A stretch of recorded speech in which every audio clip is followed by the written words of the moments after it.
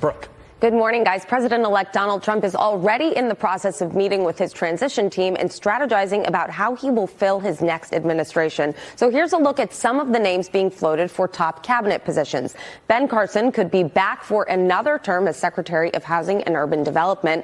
Betsy DeVos could also be a repeat for Education Secretary. And Mike Pompeo could come back as Defense Secretary. Some of Trump's former GOP primary opponents who have since turned into allies are also in the mix here, including North Dakota Governor Doug Burgum, who has been mentioned as a potential pick for Interior or Energy Secretary. Florida Senator Marco Rubio, who could be in the running for Secretary of State, and Robert F. Kennedy Jr. as Agriculture or Secretary of Health and Human Services.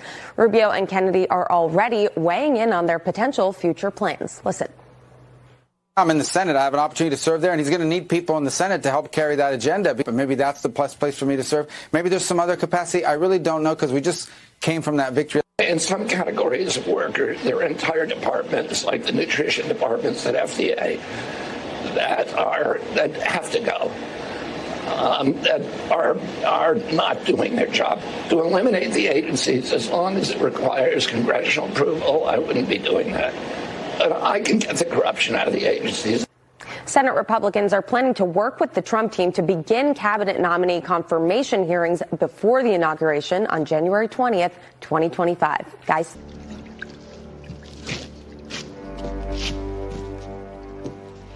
Hey, loser!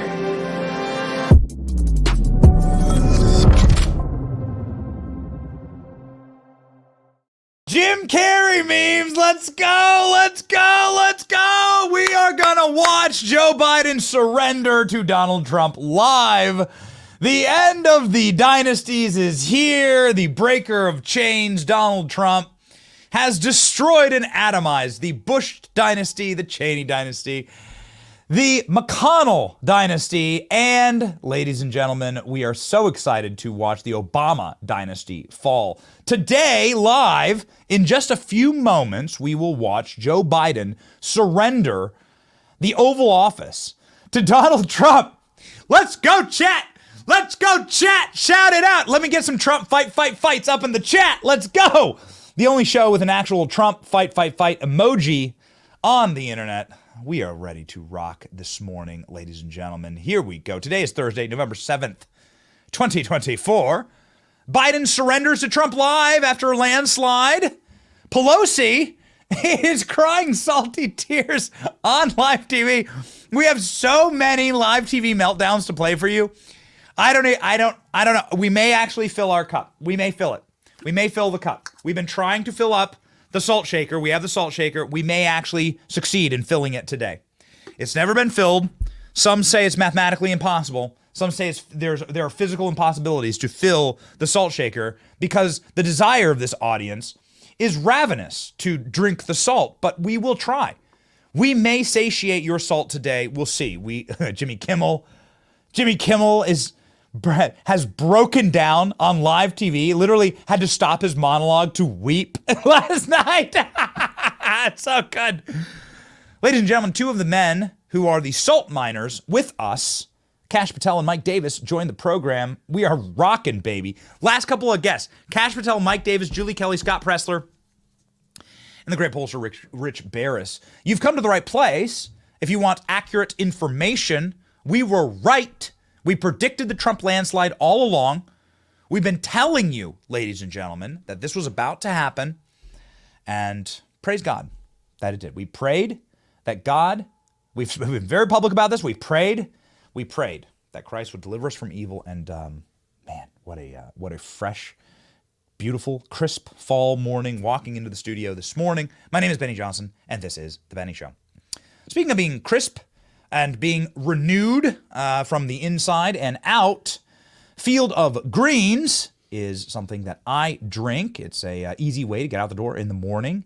It's a superfood, vegetable, and fruit drink. It's unlike any other. Helps lower your biological age by giving your body the nutrition that it needs. Every fruit and vegetable in Field of Greens was selected by doctors to help support vital body functions. Heart, liver, kidneys, metabolism, immune system. I'm getting into my older 30s, all right? One of those demographics that voted overwhelmingly for President Trump. By the way, Gen X, if you were raised in the 80s or the 90s, stand tall. If you're in this audience and you're a member of Gen X, you actually delivered the White House for Donald Trump. The only demographic that voted overwhelmingly majority for President Trump is Gen X. It's freaking awesome. Although Donald Trump did historically well with every demographic, and Gen Z, stay strong, boys. Gen Z showed up. Anyway, take your vitamins, ladies and gentlemen. Make sure that you are living a healthy life. We're going to make America healthy again. Field of Greens is part of it. They're backed by the Better Health Promise. Join me in Better Health, 15% off and free shipping. Visit fieldofgreens.com. Use the promo code Benny, fieldofgreens.com. Fieldofgreens.com. Okay. Boy, I got something for you this morning. Looks like we have some fans over at Axios. So for weeks, we have been talking about Trump, the destroyer of dynasties. For weeks, we have been explaining that President Trump is the man who has vanquished the Bush, Clinton, Biden, and Obama dynasties. And lo and behold, here's the top line from Axios this morning. Donald Trump, the vanquisher of Bush, Clinton, Biden's, and Obama's in the entire establishment of both parties. Trump is stronger than ever, backed by a party wholly remade in his image and opposed by demoralized and defeated Democrats. Oh, it's so good. We need an effect where we just have soft flakes of salt that just fall as we read through the screen. It's so our cup runneth over. Make no mistake, Trump will come to power better organized, better staffed, and exponentially better positioned to dominate his party and the nation this time. Trump promises to stretch the immense powers of the presidency, historically wide latitude from a pliant Supreme Court, new conservative, you could just argue an actually a Supreme Court that is run by the Constitution and not by activists in robes, a new conservative media ecosystem centered on Elon Musk's X, which we are proud to be a part of, will amplify Trump's power and reshape America information wars. And his efforts to prosecute him have all come to a crashing end. Oh, we're going to get into that in just a second. Who's your daddy? Look at this. Who's your daddy? Come on, baby. Come home. Come home. Kamala Harris lost the popular vote by 5 million votes. Democrats lost the election by 100 electoral votes as President Trump has 312. I have exciting and delightful news for you, ladies and gentlemen, that I'm so happy to share with you as we await President Biden's surrender to Donald Trump. It's about to get worse. Libs, it's about to get worse. We will usher in mandatory federal voter ID. Prepare. That's going to be agenda item number 1. Believe that. You are watching people lose Senate races with overnight ballot dumps that are happening now in the dark of night. Trust me, we're going to fix it. Mass deportations of criminal aliens who may or may not have voted in our elections. We know at the very least of multiple cases where foreigners voted in our elections. And guess what? Those votes counted. We're not going to allow it anymore. A census redistribution of the electoral map will give massive new powers to red states. Do you understand what is about to happen in this country? Let me explain. In the election of 2030 and beyond, 2030 will be a congressional election, not a presidential election. Next presidential election will be 2028. But after 2030, no Republican will have to win this state, or this state to win the presidency. Do you understand? This is called the blue wall. Michigan, Wisconsin, and Pennsylvania. Republicans will be able to win the presidency without any of those 3 swing states. Look at the map right now. Donald Trump didn't need any of these 3 states to win the presidency after 2030. Libs, do you understand you failed? Barack Obama era is now at a close. The PSYOP is over. The PSYOP that started with Barack Obama in 2004 at the DNC convention has now ended. We have carved it into the tombstone, all right?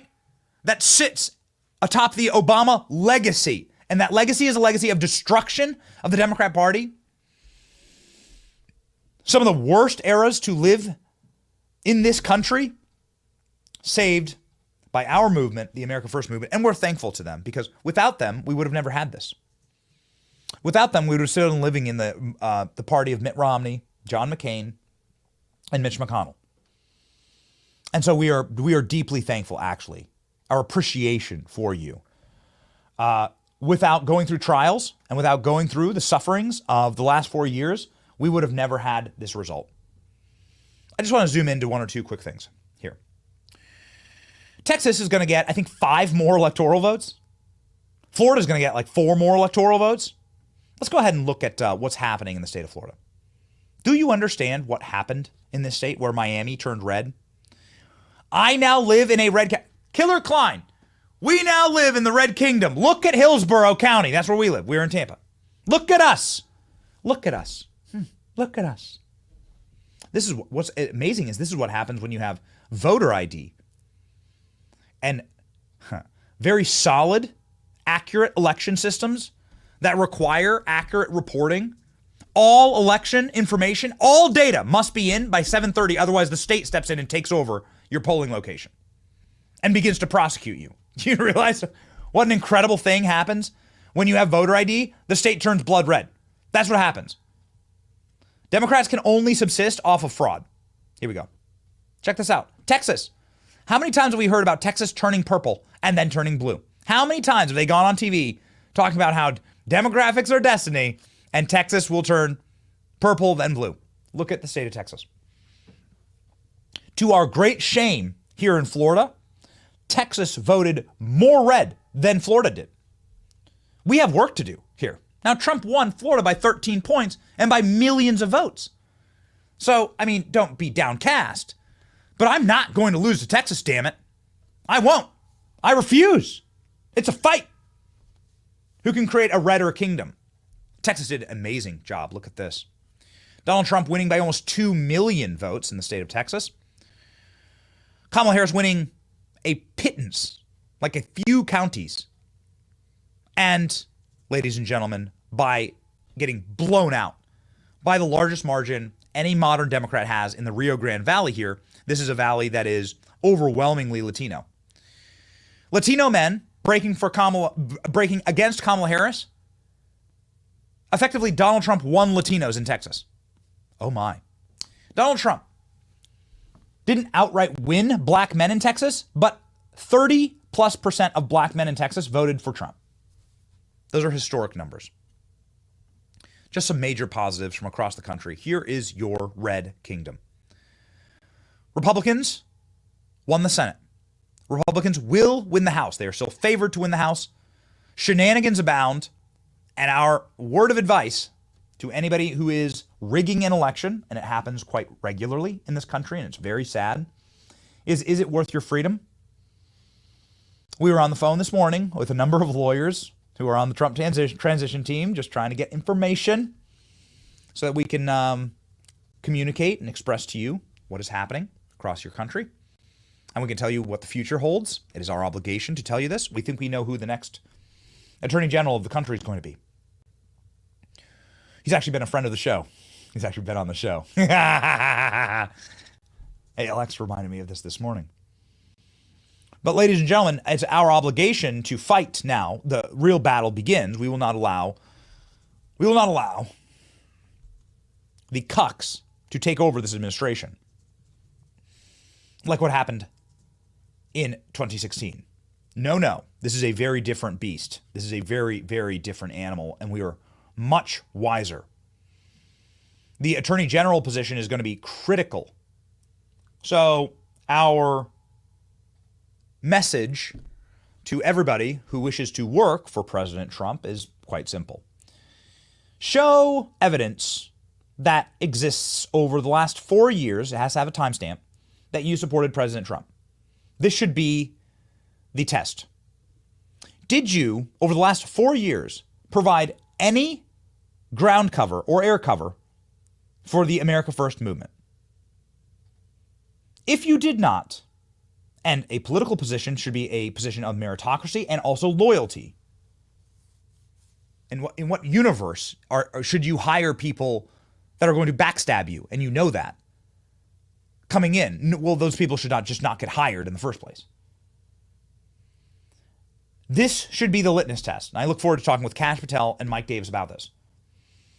If you wish to work in the Trump administration, show us one piece of concrete evidence that you supported President Trump. Did you fight for him during the impeachments? Did you fight for him during the cases? Did you fight for him when he was getting a mugshot?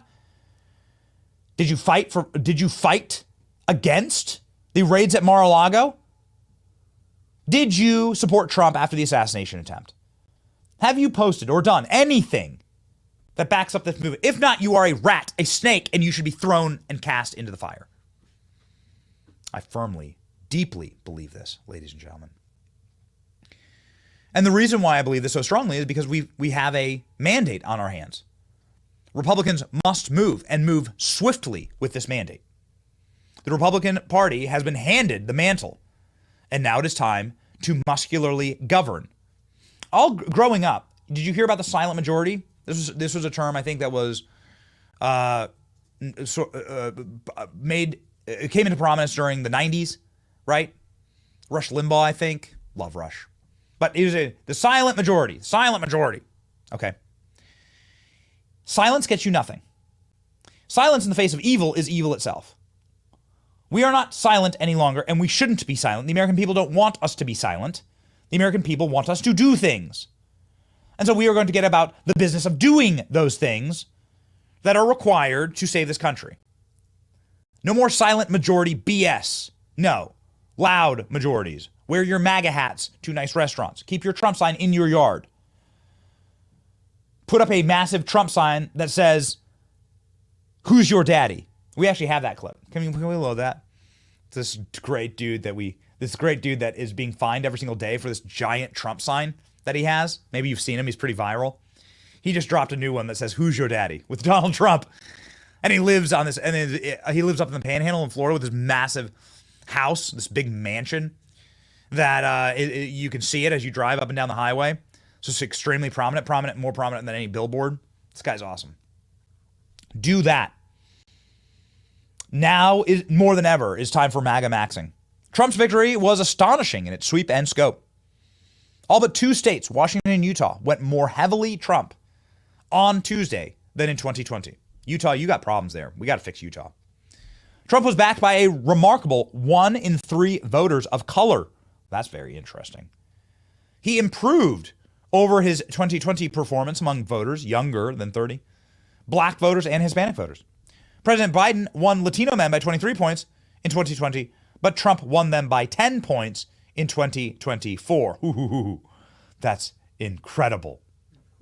Oh, do we? Okay. This is great. Is that the photo? All right, let me just finish this paragraph here.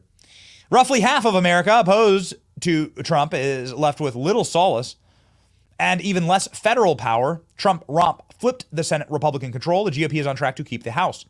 Democrats are left without a leader or a clear ideological identity after Vice President Harris ran a campaign light on ideas and heavy on emotion. She underperformed Biden's 2020 showing across the map. Trump can brag, of a new coalition brimming with record high Hispanic support, working class zeal, and a surge of young voters. And any restraints from anti-Trump Republicans in Congress or inside of the White House are gone. And we are going to damn well make sure of that on this program. You feel me? You hear me? I'm sure you are saying, you shout hallelujah in the comment section. Chat, shout hallelujah. Love the chat. My heart is the chat. My heart to you in the chat. We freaking love you. We're going to save, ALX and Danny, producer Danny, they're both in studio today, which is awesome. They heard me on the phone this morning, like literally scream. I'm like pacing up and down the studio, screaming at a team of lawyers on Trump's transition team, being like, how do we keep snakes out of the administration? It is our honor to fight for you. We will not allow for the scum to enter in and, as a cancer, as tapeworms into our movement, and to try and rip us out from the inside. We will not allow it. No, no, no, no, no. This is a once in a lifetime mandate. And ladies and gentlemen, it's only going to get better. Okay, here we go. Here's the sign. Just a reminder. This is what MAGA maxing actually looks like. Who's your daddy? This is great. Was it? There you go. Okay. Fantastic. We went and toured this dude's house. We called this dude up. I was hurricane. We left to go up there to the Panhandle because I got these little kids. I wasn't gonna have, if our house flooded, I didn't want to be in a bad position on the rooftop, right? So I went up to this guy's doorstep, knocked on his door, and he gave me a whole tour of his house. This guy's freaking awesome. This guy's amazing. Maybe we'll do a live show from there someday. Who's your daddy? He told us. We did a video. It's up on the channel. We did a video. It was great. All right. Ladies and gentlemen, here we go. What's next? And by the way, just a reminder, we are monitoring the White House. We are monitoring the feed. I mean, we can show you right now. It's just, Joe Biden is now 10 minutes late. It's just a shot of a door at this point. Just a shot of a door with super depressed white dudes for Harris walking out, stroking their hair. So there you go. Maybe that probably should have just cut. They probably should just cut the feed. You probably should just cut the feed. So here, this is the feed right now. A bunch of dorky white dudes for Harris wobbling around, trying to take selfies, trying to steal the silverware at the White House before we come rolling in, baby. Prepare. Are we gonna do the first live stream from the Oval Office? Are we gonna do a live stream with Trump? I'm not sure. Believe this, that we have asked. We're gonna be the first streamer to just do a stream with Trump in the Oval Office. Why the hell not? Why not? Why not? It's going to be an exciting run these next couple of years. Make sure you're subscribed, please. We're going to have a ball on this channel. We're going to have a blast on this channel. In the lead up to this election, you saw every single one of Trump's children, except for Barron, on the show. Because Barron does not do any press, and we respect Barron's privacy, right? 18 years old. He's a student. Also, I'm not sure he would fit on the show. I'm not sure that we have a camera that is tall enough to actually do an interview with Barron Trump. We're gonna work on that. Yeah, that's a killer. Elon Musk's mom was on the program. We were on Spaces with Elon Musk. This is your central station, ladies and gentlemen, for what is about to happen at the White House and in this glorious nation. And we're going to be using our power muscularly to defend you and to make sure that we get the right people in the right offices. It's going to be exciting. Here we go. Hopping back. What's next? Trump sources tell us he'll consolidate power by steering who runs the House and Senate and unleashing his agenda out of the gate, starting with an immigration crackdown. Watch for him to load his White House and cabinet with rich and accomplished men. Okay, that's called meritocracy. Don't you want people who've been successful to run things? It's amazing with these people. It's like, if you were eating sushi, do you want some dumbass who's never made sushi, preparing your sushi? Or do you want the best Michelin chef in the world cutting up the raw fish that you're going to eat?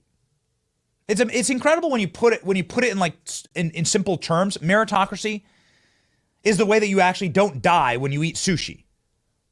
You want the best chefs carving up the poisonous fish because they're delicious if done right, and you'll die if it's not done correctly. But they don't get it. If you have somebody fixing your brakes on your car, do you want a person who is hired because of their skin color or because of meeting a quota? Of course not. You could die. If your brakes are done wrong, you zip into traffic, your brakes go out, you're dead. Of course you want the best mechanic fixing your car, the best individuals watching your children when they're at the pool with a lifeguard. It's so stupid how they weave this stuff in there. Trump's going to load his White House with accomplished men. Well, yeah, of course. What is wrong with you? Yes, of course. Do you want an accomplished man when you have triple bypass surgery? Yes, you do. Do you want your Uber Eats driver to perform a quadruple bypass on you? No, you don't. Okay, shout out to the Uber Eats drivers, right? But like, there's a place in this world for everyone. I truly, firmly believe. Meritocracy is how we actually keep the society going, and that's like the first thing that happens here. How Trump won says a lot about how he'll govern. Trump will be Trump. He said that whatever he wanted, he said and did whatever he wanted on the campaign trail, and will do more of this in office. He'll surround himself with capable people, like he did with Susie Wiles and Chris LaCivita on the campaign, to bring some method to the public madness. Leverage his new base. Trump sees himself as a champion of toughness in the working class, and awesome, which attract a lot of Hispanics and black men to his white blue-collar base. It's no accident that Stephen Miller, top advisor on immigration policy in the first Trump term, who's expected to have a top White House job in the new administration, tweeted last night, if you know any men who haven't voted, get them to the polls. Get every man you know to the polls. Stephen Miller, friend of the show, has been on here a lot. And I hope I think will be joining us in the future. He's quite busy right now, creating our next glorious government and ushering in the American Golden Age. Here we go. Get ready. Here's where we come in. Here's where you and me come in. All right. And what we're building here. All right. Subscribe. Become a member. Leave a comment in the chat. Axios is writing about us and is seething and crying through the tears. Destroy traditional media.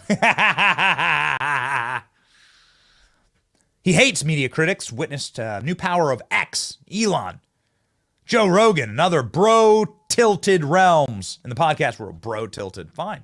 I'll take it. Trump believes a weakened media is ready to collapse. He's now bigger and more powerful. Alternative to replace it. Oh, man, yeah. Pound the woke. Pound the woke. That is, probably not going to make the joke here. Not going to make the joke. We're going to move on. We're going to move on. Okay, we're going to move on. All right, there's a very easy Kamala Harris joke to be made here. We won't do it. It's a family show. All right, I'll let your mind run wild. Don't underestimate the damage that Democrats did to their brand by promoting political correctness. Democrat strategists told us it's a huge problem for their image in the party, not just for Harris. Trump saw this as vital to turning independents and apathetic voters into Republicans, or at least Trump Republicans. The campaign was only the beginning. Oh, yeah, baby.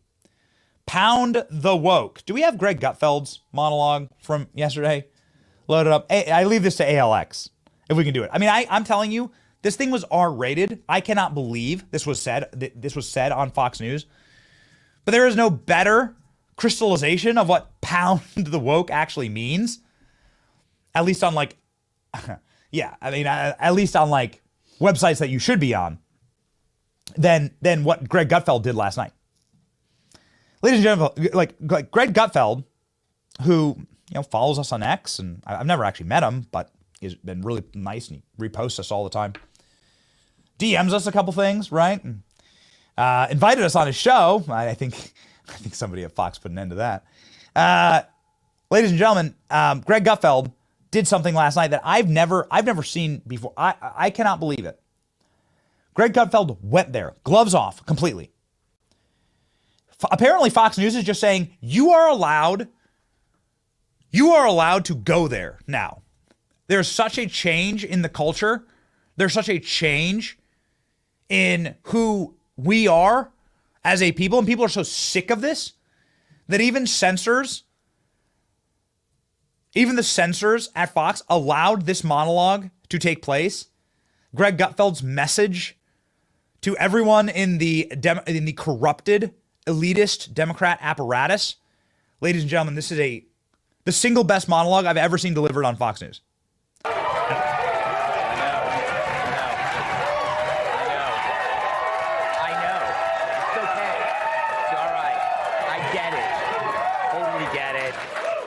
totally get it. You're welcome. I did it. Happy Wednesday, everyone. Well, I don't know if you've heard, but Donald Trump will be the 47th president of the United States.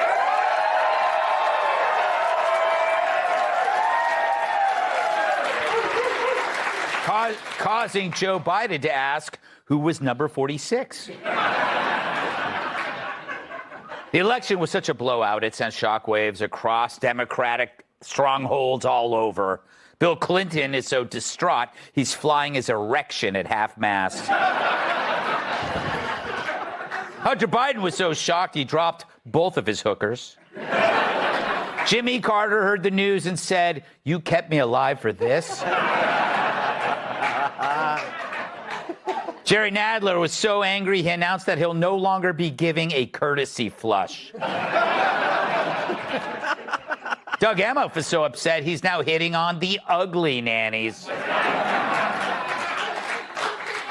Ugh. After the election, Ilhan Omar was in such a state, she told her brother, "Not tonight, I have a headache."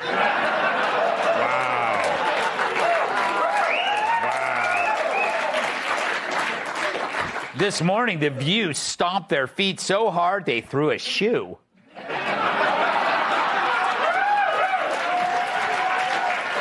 Nancy Pelosi was so enraged by Trump's victory, her eyebrows moved to Canada. The news was so bad, Randy Weingarten has yet to come out of her toadstool. Admiral Rachel Levine is so defeated, she's announced she's taking a leave of absence to spend more time with her testicles. Hillary Clinton was so depressed, she actually considered killing herself for a change.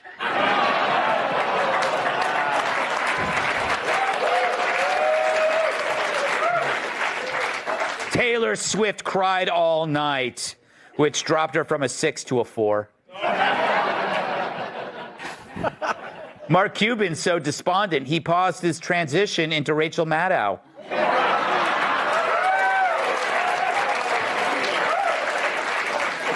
James Carville is so miserable he could barely unhinge his jaw to eat his morning mouse. The outcome left Barack Obama so bitter he vowed to move back to Kenya. And finally, Michelle was so embarrassed, she changed her name back to Mike.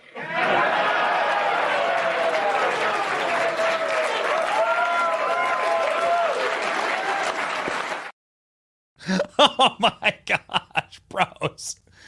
Bros! Come on! What a timeline we are living in. That was broadcast on Fox News. That's enough. That's stuff for, like, that makes Tony Hinchcliffe's jokes at Madison Square Garden look like stuff you'd find in a fortune cookie. That's real comedy. It was like, that's Netflix special level comedy that you'd hear on a open mic night, right? In Grand Rapids, Michigan, after a lot of drinks. Way to go. We have shifted the culture. We have shifted the culture. And people aren't going to people are not going to accept any longer this fake society that has been projected upon this great nation. We are a muscular nation. We are a masculine nation. We're a nation that loves achievement. We're a nation that can laugh at each other and laugh with each other. We're a nation that understands that, like, we're not a bunch of, like, pretentious. We get it. We're all like a bunch of children of immigrants, actually. Like, we get that, and we're proud of it. All of us Europe's unwanted children. Fine, damn it. We know, as a matter of fact, that this nation is way better without pricks and pretentious elites running it. And now what has been proven in this map is that we are 75% of the country, and the 20% have been lording over us. I think you could argue 20% of the country is probably mentally ill leftist. These men, like 20% of the country who are truly committed and should be committed to the asylums. Those people have been ruling over the majority for far too long. I think it started like 20 years ago. and it's increased and it's atrophied, and it's gotten to the breaking points, and now it's collapsed. Even Axios writing, this is the end of the Obama dynasty. Ooh, baby. So who's to blame? We'll hear momentarily from Joe Biden. Joe Biden is now 23 minutes late. It is 11:23 a.m. Eastern Standard Time. And we just got the shot of the Marine outside of the White House as we await Joe Biden's surrender to President Trump.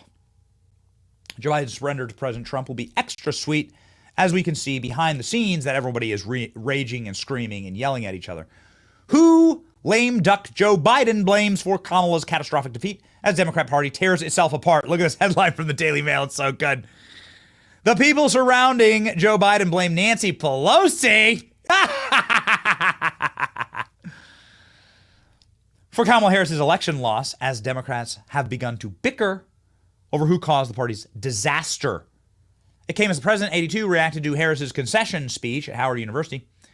The blame game went into overdrive last night as Biden confidants told senior White House reporters that they hold former Speaker of the House Nancy Pelosi responsible for being pushed out of the race. Biden world sources claim that not only should the president have stayed in the race, but that he could have won the white working class voters that Harris largely ceded to Donald Trump. The claim that Pelosi got him out of the race. Biden's on. Okay, here we go, ladies and gentlemen. Hopping over to the feed. Here we go. Good morning. Good morning. Good morning. Oh my God. I'm going to miss this, Please. actually. I'm going to secretly miss Thank it. you. Who's clapping for him? Good All to see hunters, this hookers. cabinet and staff together. Thank you. Could you imagine? Could you imagine actually clapping for this old corpse? Put the MAGA hat on. Put on your MAGA hat. Please. Thank you. Thank you. Thank you. Yeah. It's good to see you all. Particularly good to see my granddaughter sitting in the front row here. Hi, Finn. How are you, honey?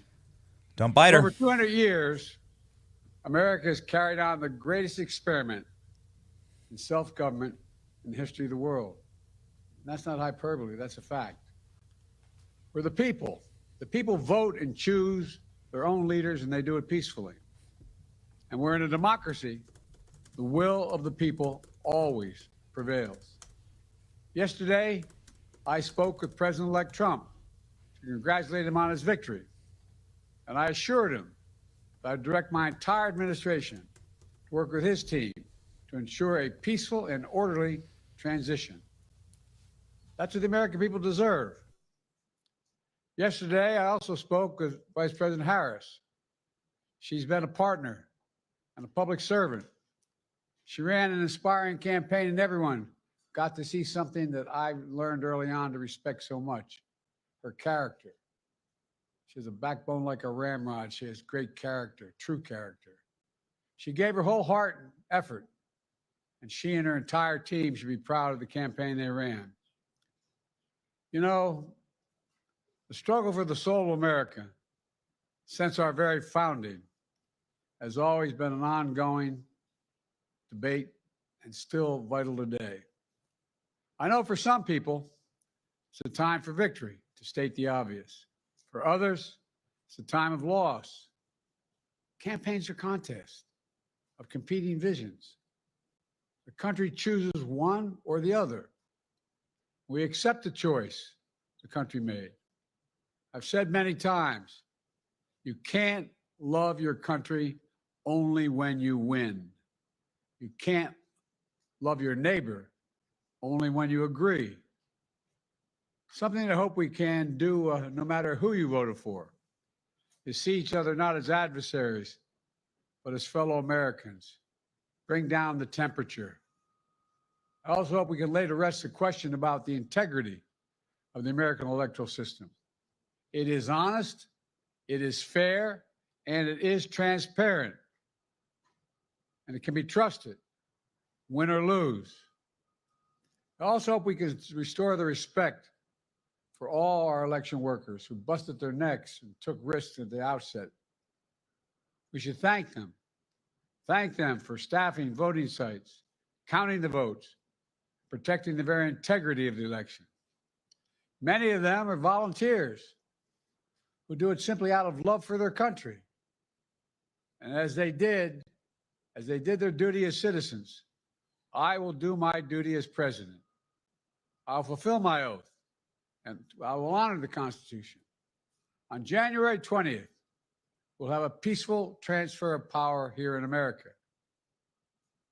To all our incredible staff, supporters, cabinet members, all the people who've been hanging out with me for the last 40 years, God love you, as my mother would say. Thank you so much. You put so much into the past 4 years. I know it's a difficult time. You're hurting. I hear you and I see you. But don't forget all that we accomplished. It's been a historic presidency. Not because I'm president, because what we've done, what you've done. A presidency for all Americans. Much of the work we've done is already being felt by the American people, but the vast majority of it will not be felt over the next 10 years. We have legislation we passed that's just only now just really kicking in. We're going to see over $1 trillion worth of infrastructure work done, changing people's lives in rural communities and communities that are in real difficulty, because it takes time to get it done. And so much more.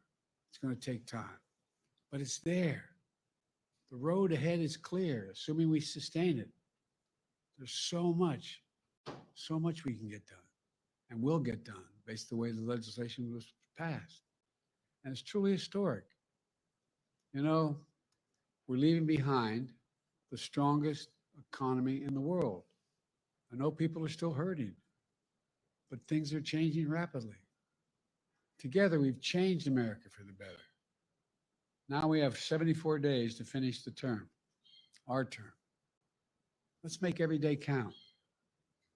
That's the responsibility we have to the American people. Look, folks, you all know it in your lives.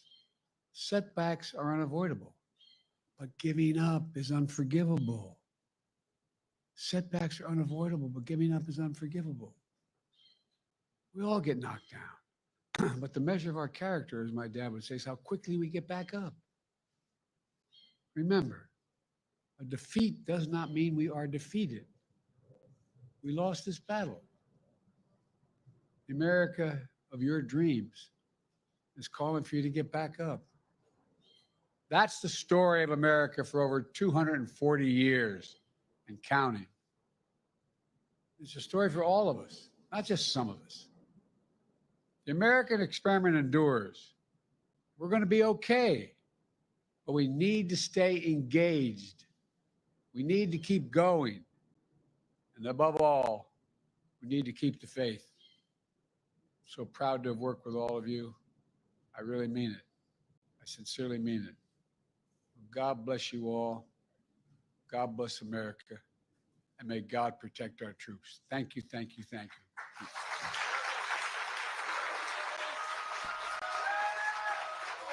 Wait, that's it? Weird, creepy, crazy. No way. Dude, he's happy Trump won. He's happy Trump won. Look at him. He's having a great time. Look at that smile. Joe, where'd your 20 million votes go? Can somebody ask that? Hey, libs. Hey, press. Can you ask that? Hey, Joe, where did the 20 million votes go that you got in 2020? Where'd they go, bro? They raptured? They raptured? I know you claim to be a Catholic. So, 20 million people just got raptured? I mean, I think all Christian leaders should get together and have a conversation as to whether the rapture actually happened. And maybe that's where Joe Biden's votes went. Where did 20 million Americans go, Joe? Huh? Where'd they go? Why didn't you wear your MAGA hat, Joe? Why didn't you wear it? It's funny how the guy who says that Donald Trump is Hitler and that half the country is garbage and that we're all fascists is like bragging about getting on a phone call with Hitler. That's really strange. So wait a second, you just gave Hitler the White House? Seems a little, now you're talking about unity, uniting the country? Headline, Joe Biden calls Hitler. It's like you can't have it both ways. They're such jackasses. They realize that they've gone too far. I think this is what's going on. They realize that they went too far, that the model of Barack Obama, and let's put the blame where it actually lies. It does not lie in this old, diseased, dementia-addled Muppet. It lies in Barack Obama and Eric Holder. They are the enemies of this nation. They are the individuals who have brought us to the brink. They're the ones who run these dark money NGOs and organizations to sue states, to rig elections, to manipulate congressional districts, to try and give Democrats supermajorities forever. They're the ones who are behind flying in millions of criminal aliens to try and rig swing states. They're the problem. You must identify who is behind the destruction of America. It's Eric Holder and it's Barack Obama. That is what this program will train its viral new and news gathering sites on. This is what must be destroyed, ladies and gentlemen. That political ecosystem. They're the ones who've brought you all of the woke madness. This country that you barely recognize, it comes directly from Barack Obama and his warped, sick, creepy background, his own personal failures, his own strange, disgusting personal life.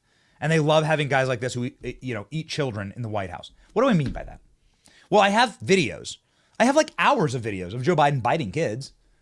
What I mean by eat children is that Joe Biden inserted a child's leg into his mouth multiple times just this Halloween, just a couple days ago at the White House. Like into his actual mouth. Not nuzzling or tussling the kid's head or hair, like actually inserting the kid's leg into his mouth. They love this kind of stuff. They love this kind of stuff. And the actual puppet masters love that they can put a dementia-addled corpse in the White House. And you know what? Joe Biden's happy about it. He's happy to be done. He's thrilled. Tell Nancy Pelosi, I want her to know it was me. Joe Biden, I think, was glad to have sabotaged.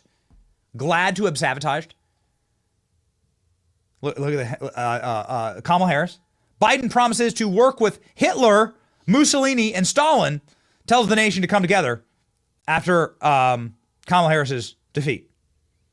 Again, the headlines don't work in the current media ecosystem.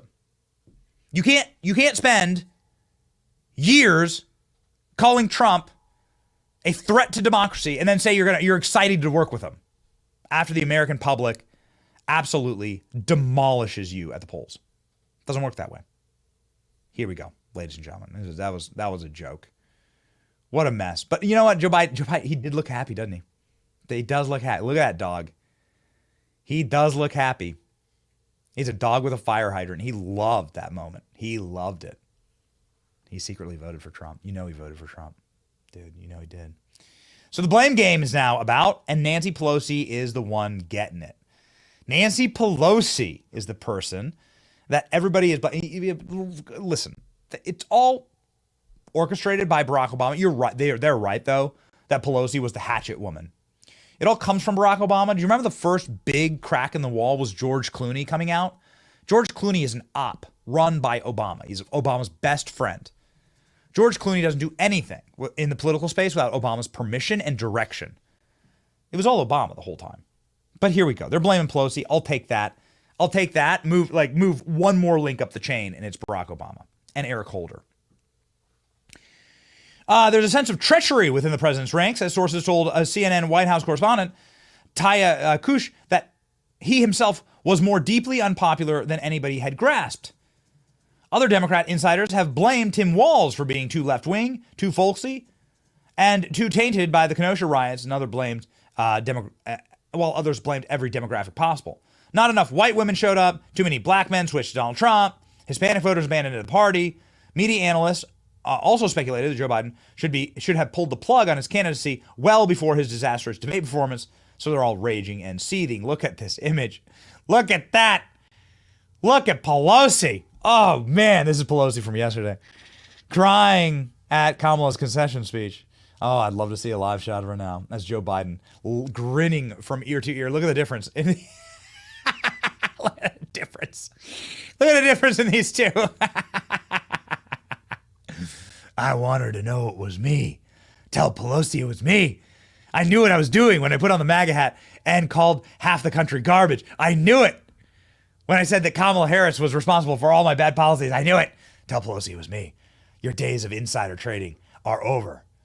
You'll be trading inside of a prison for prison hooch and cigarettes. I don't know if Nancy Pelosi is going to jail, but she could. She should. She should. You should launch a full-scale investigation. The hunters have become the hunted. Full-scale investigation into Pelosi and the untold hundreds of millions of dollars that she's made off of the American taxpayers' backs through weaponizing information about what Congress is going to do and then trading on the stock market. Yeah, Nancy Pelosi should go to prison for that. It's illegal. It's illegal. It's already illegal. So just take the laws that are already on the books and apply them to Pelosi. Maybe that's why she looks like this. Pelosi knows that this was her. This was her fault the entire time. Look at this Mike Davis tweet. This is really something. We'll pop that up. Mike Davis is going to be joining this program in just a moment. Ladies and gentlemen, the Viceroy. He was just on CNN. Just covered one of his tweets. Let's have a look at that. Here's my current mood. I want to drag the dead political bodies through the streets, burn them, and throw them off the wall. Legally, politically, and financially, of course, says Mike Davis. You know that's the mood of the country right now. This is the mood of the Democrat Party right now. This is the image of the current state of the Democrat Party. They know what they did. They rigged an election. They rigged their own elections against their own voters. Would Joe Biden have done better than Kamala Harris? I don't know. What do you think, chat? I think Joe Biden would have lost more in the popular vote. I think Joe Biden might have been more competitive in swing states. Kamala Harris lost all 7 swing states. I think Joe Biden would have done worse, however, in the popular vote. Less people would have shown up to vote for Joe Biden. And then the real question would have been, and this is why they had to cut Joe Biden from the ticket. The real question would have been, where the hell did your 20 million votes go? Because if it's Biden versus Trump, it's the same election as 2020. Then everyone would have said, wait a second, there's absolutely no explanation for the literally the Houdini operation that is these 20 million Joe Biden voters. Where the hell did they go? They couldn't allow it. They couldn't let it happen. That's actually what's going on here. I think that's why they had to cut Joe Biden. They were both going to lose. Trump landslide either way. It would have been the same ticket, and they would have had no explanation. Nancy Pelosi looks like what a lizard person would look like if they tried to emulate a human emotion. She just looks like a lizard person here. Look at her crying. Potential Trump cabinet members. Maybe this is why she's crying. Check this out. How many of these people have been on our show? All of them, actually. You're going to have a front row seat to this next great administration. Let's go through it. Chief of Staff, all right. Brooke Rollins, Susie Wiles, good. Brooke's been on the show. Treasury Secretary, Paulson. Rick Grenell, Secretary of State. Marco Rubio, that'd be great. Other names, Elon, RFK, Burgum, Vivek. Come on, man. So this looks like a lineup for this looks like a lineup for our show. It's great. It's awesome. Exciting text messages last night from various people. May or may not be on that list. With some fun things in the works. And it's all because of this. It's all because of you. It's all because of us. And what we have done. So very exciting. Kamala Harris knew exactly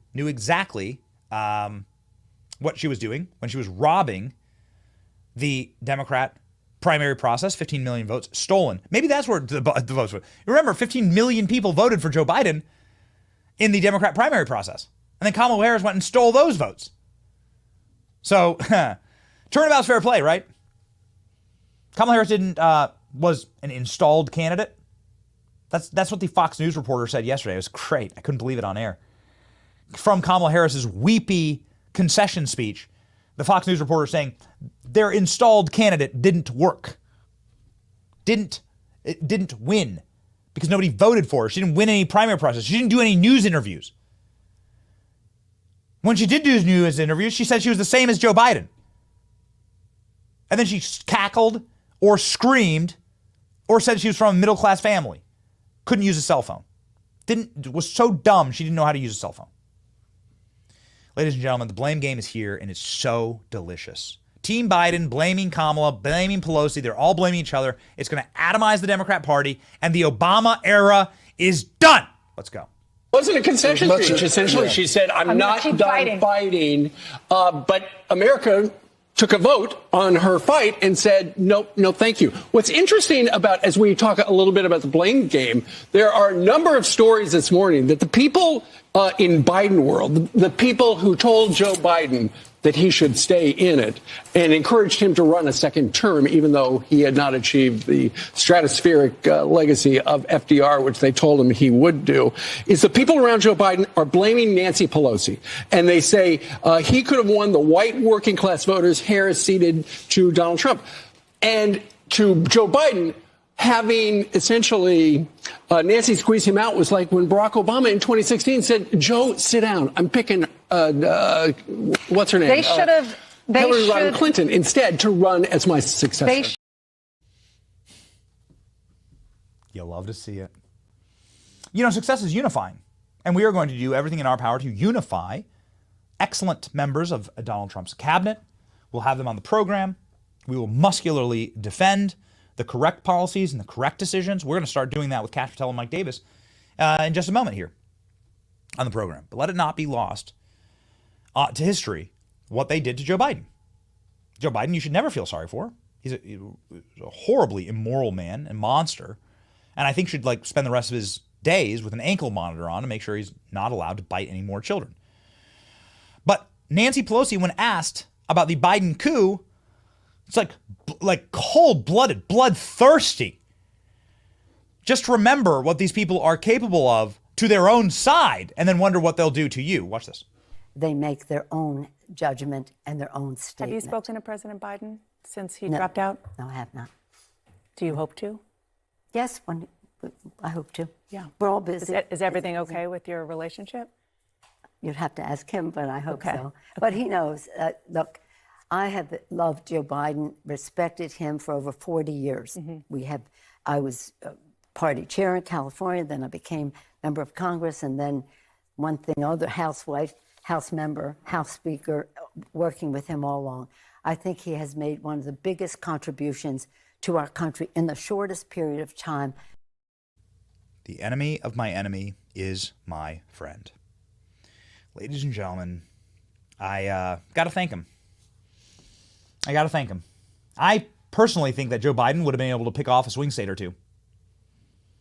And Kamala Harris, without this megalomaniacal, pride cometh before destruction, visage of the American people to say that we would just take Kamala Harris and just manufacture and make her a thing.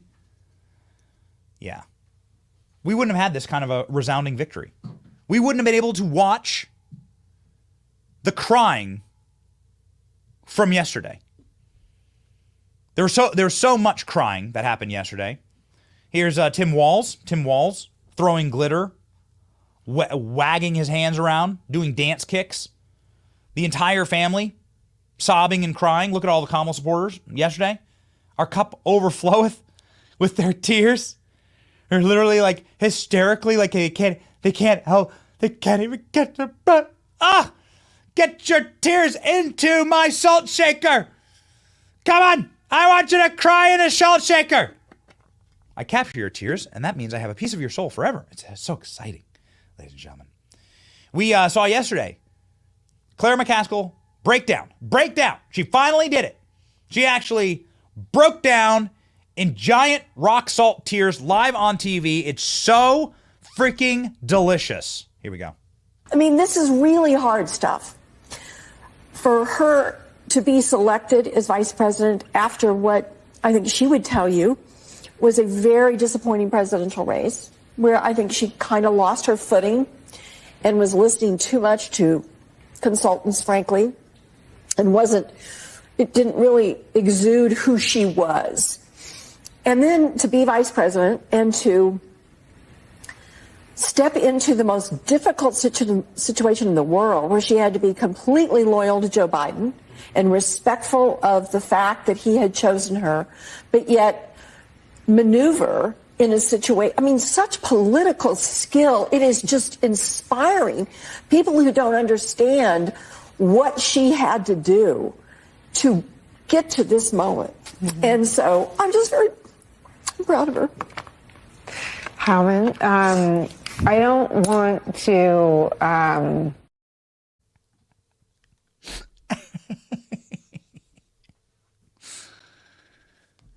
What does it say about your life that you cry when Kamala Harris, who is this like fake installed person, who isn't real, who's just a Muppet, literally a Muppet on a shelf, that you can lock away and nobody changes, nothing changes any different, low IQ, probably a room temperature IQ, right around 70.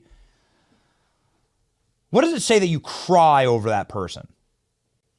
Like, how shallow and empty is your life? These people live empty, shallow lives. Check this out. Here we go. Really quickly. Really quickly. Look at this. Look at this. Look at Look at Tim Walz. What the hell is wrong with this guy? Look at him trying to control the jazz hands. Ah! Look at her all crying and tearful. Dude, there's not a single... Let me tell you something that you cannot find in this. Check any box that has testosterone in it. Nope, nothing. Nope, nothing found. Sobbing, crying, weeping. Go back to communist China. Go back. They have to go back.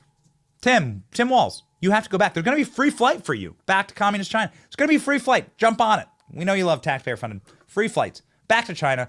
You can sit there and get your rocks off on the memories of Tiananmen Square, right? We know you love it. What a sick bastard, these people. Imagine sobbing about Kamala Harris. What does it say about your life? How empty is your life? We love photographs like these. We love being able to capture the moment. We do so with our friends at Patriot Mobile. Patriot Mobile helps us capture the moment all around the country. As we travel from place to place, believe that we are going to absolutely be covering so very much of the inauguration and the TikTok leading up to it. I'm proud to partner with Patriot Mobile. They keep us up and running. We've been on the road for quite a while, and all throughout the election, man, both conventions, it was exciting. In the streets, Patriot Mobile is with us. Go to patriotmobile.com/Benny, call 972-PATRIOT right now, get a free month. When you use the offer code Benny, don't get fooled today by providers who say they're not, that they are Christian or they are conservative. Ladies and gentlemen, Patriot Mobile, the only Christian conservative wireless network, patriotmobile.com/Benny. Ladies and gentlemen, we're very excited to bring you a man who has brought us this moment. A man who has been a fighter and who is probably very, very excited, more than most, to say goodbye to Merrick Garland and the Biden Department of Justice. A man who's here to capture the salt in the salt mine with us, the great Kash Patel.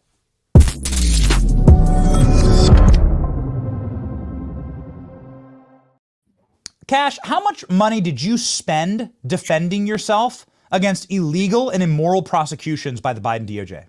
Oh, man, I guess I got to go back and tabulate that. But that number was definitely high six figures. And, that was the price just for me. And, listen, at the end of the day, I probably had it light. Yes. So many people didn't. And I had support and others didn't. And it was just a tragic way for Washington, D.C. to utilize our Constitution unconstitutionally. You were enemy number one, if I recall. Not kind of get nostalgic here, but if I recall, you were enemy number one after the first Trump administration. Am I wrong? Yeah, I mean, I was definitely attacked. I still get attacked, and you're one of the first guys they dragged in, though, right? Yeah, you're one of the first guys. Yeah, they didn't like the truth about Russiagate ever coming out. Then they didn't like they used that as their MO for basically every other operation they launched. And listen, you bravely reported the truth. President Trump led the mission for the truth, and the country just returned a mandate for the truth. Yes, that's right. These son of bitches have to pay, though. Man, I mean, like, to to reset the tables, people are going to have faith in their institutions, and they're going to have to see the rot evicted and pulled, literally ripped out, right? Like a cancer. Can you talk me through, obviously you have the president's ear, and you've probably been thinking about this for a while, Cash. What are some of the first big steps that must be taken? Yeah, look, in my opinion, I mean, I've made them public before. They're in the book, Government Gangsters, in the movie. You know, that's like President Trump called it the roadmap for 2024, and now let's put it into work. You know, basically, in the way, and you might be surprised here, the way I view accountability is not to have a list of people and say, I want this person, that person, this person, that person. The way for me to view full-term accountability is to clear out the rot in Washington, utilizing the Constitution and exposing the corruption so the American people can see, touch, and feel it themselves rather than be dictated to them what it is and might look like. So it's a multi-term thing. It's a multifaceted thing. One, you need great leadership at the agencies and departments in terms of personnel, but you also need to go 6, 8, 10 rungs down that ladder. You got to make sure everybody is rowing in the direction of the duly elected president of the United States and his agenda. If you can couple that with constitutional oversight, like actual righteous constitutional oversight, just to think about this, Benny, you can get out all the remaining documents that were blocked by those in Washington, D.C. You can get out new documents if you want more information on, say, JFK or whatever, right? Whatever is important to the American people. I've always advocated for a Truth and Transparency Commission to be stood up on a 24/7 basis to say, hey, this is what America's interested in. Have someone, you know, at the White House looking at that for the president and saying, this is of great importance, this isn't, and then have the ability to go to the intelligence community and say, look, this is getting declassified, or at least almost all of it is, because the classification system is critically important. I'll be the first one to tell you that, but I'll also be the first one to tell you I've caught them using it to cover up government corruption. So for me, it's like a full, bigger project of using the Constitution to just clean out DC. Now, as somebody who's obviously held some of the highest rankings inside the Pentagon, and you've handled thousands, if not tens of thousands of classified papers, how would the president is the person who has the right to classify or declassify? You've been on this program talking about this extensively.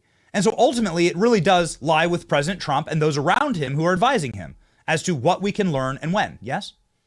Yeah, so the president is the final arbiter and ultimate arbiter, I should say, of classification. There's a couple of other people that can do it, like the director of national intelligence and maybe one or two other folks who have that power vested to them either by the president or statute. But yes, at the end of the day, the president can be like, I want all that out the door. And it goes out the door. And you can sort of fold it into Elon Musk's Department of Government, the Doge project, whatever he calls it. And say, Doge. And say, look, you want government efficiency? Well, then let's expose the inefficiencies of government for the American people to see. Like, how do we lose? Not spend and waste. How do we lose multiple billions of dollars in the Ukraine? We lost it. It didn't light on fire. We physically can't find the money. That's unacceptable. That's just one example. And then when we go back to DOJ and FBI, we still don't have all the list, all the FISAs, all of the stuff they did to 275,000 Americans illegally in 1 year. Put that out there. I'm not saying put in the recipe on how to do it. We can keep the hood on the engine, but we can show the American people how they violated our rights. And to me, what you said is the most important: restoring trust in our agencies and departments. That the way to do that is not to get a piñata and just punch them mercilessly and hoping for some bubble gum to pop out. The way to do that is to literally give the American people the truth. And that's what they feared about Donald Trump. He's going to come in there and maybe give him the Epstein list and maybe give him the P. Diddy list. You know, he's going to come up there and maybe do all of these things, and they are terrified. Yeah, I believe that's part of the reason why Jimmy Kimmel was crying last night on his program.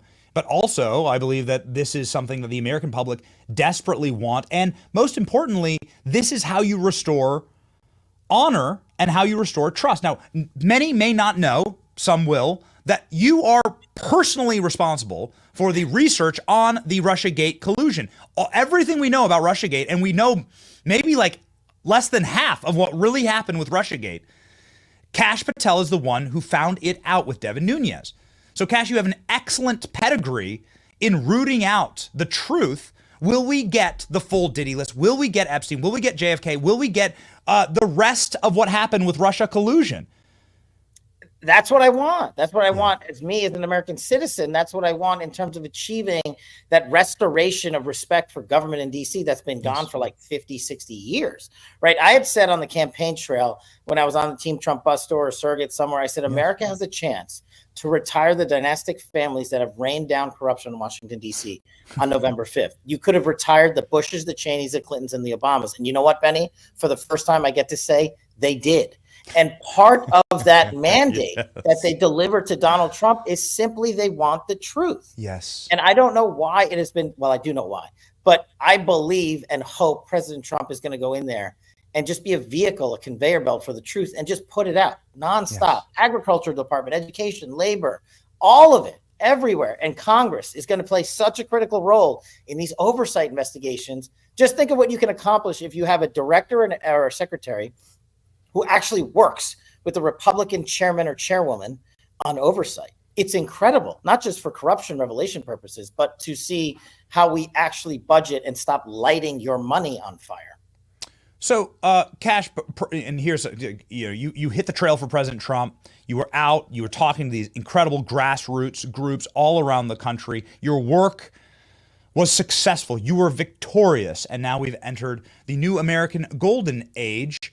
And perhaps this is why Nancy Pelosi looks like this. I wanted to get your take on this photo because you would have better insight than most since you were in the same Congress as Nancy Pelosi. Why does Nancy Pelosi look like this today? This photo was taken less than 12 hours ago. Oh, that you mean that's not CCPAI? Look, I think at the end of the day, the people that are making a lot of these emotional responses for public purposes and aren't actually real are the ones that are afraid that President Trump is going to reveal the corruption that has taken over Washington, D.C. And she's been there for like, I don't know. You want to talk about corruption? How about all of your insider trading that you got away with? Let's just leave it at that. Forget the rest. Just that alone. Why isn't America allowed to trade on the information you trade on and make millions? You know, her piggy bank is about to be cracked open. I mean, Martha Stewart went to prison, federal prison for insider trading. Why not Nancy Pelosi? No, it's just, what I think, and this is totally my opinion, the thing that pisses people off the most is hypocrisy. And the thing about Washington, D.C. is they have created two separate universes, one that they live in and one that everybody else gets to live in. And they dictate over the other one. And America's sick and tired of that two-tier version of whatever you want to call it, justice, intel, whatever it is. They're sick and tired of it. They're just like, hey, if I broke the law, I get arrested. If you broke the law, you should get arrested. You shouldn't get a get-out-of-jail-free pass. You shouldn't get a hall pass like Hillary Clinton did for everything related to Russiagate and the classified document scandal. I mean, that was a righteous violation of federal law. And America also looked at Donald Trump and said, wait a second, this guy, who, whether you like him or not, he just got run up 4 times on indictments, and they gave Joe Biden a pass in the middle of an election season. And then DOJ saying, oh, we never get involved in elections. You literally did the opposite by manufacturing a case on Constitution against one client and giving one candidate and giving the other guy a total hall pass. America is fed up with that two-tier alternate sets of realities, and they're tired of being ridden by these overlords. I must get, Cash, your takes on AG, on Secretary of Defense, on Homeland Security. I got to tell you, bro, like, Agriculture Secretary, Department of the Interior, that's fun. I look forward to it. I have a feeling those are going to be some of our best friends there. But the ones I will be focused on will be DHS, the Attorney General, and who's running our military. Those are the ones that this show will care about. So can you tell us, where is the status there? Who would you like to see? Do you have names that you like? I have names, but I'm not going to, try to get out in front of my friends who I think would be brilliant in those positions. Mm-hmm. And I couldn't agree with you more that President Trump has this bench from the first administration on that he can install into these positions you're talking about. And I agree, the critically important roles of those national security posts and those chiefs of staff and everything. He's got some brilliant names to choose from.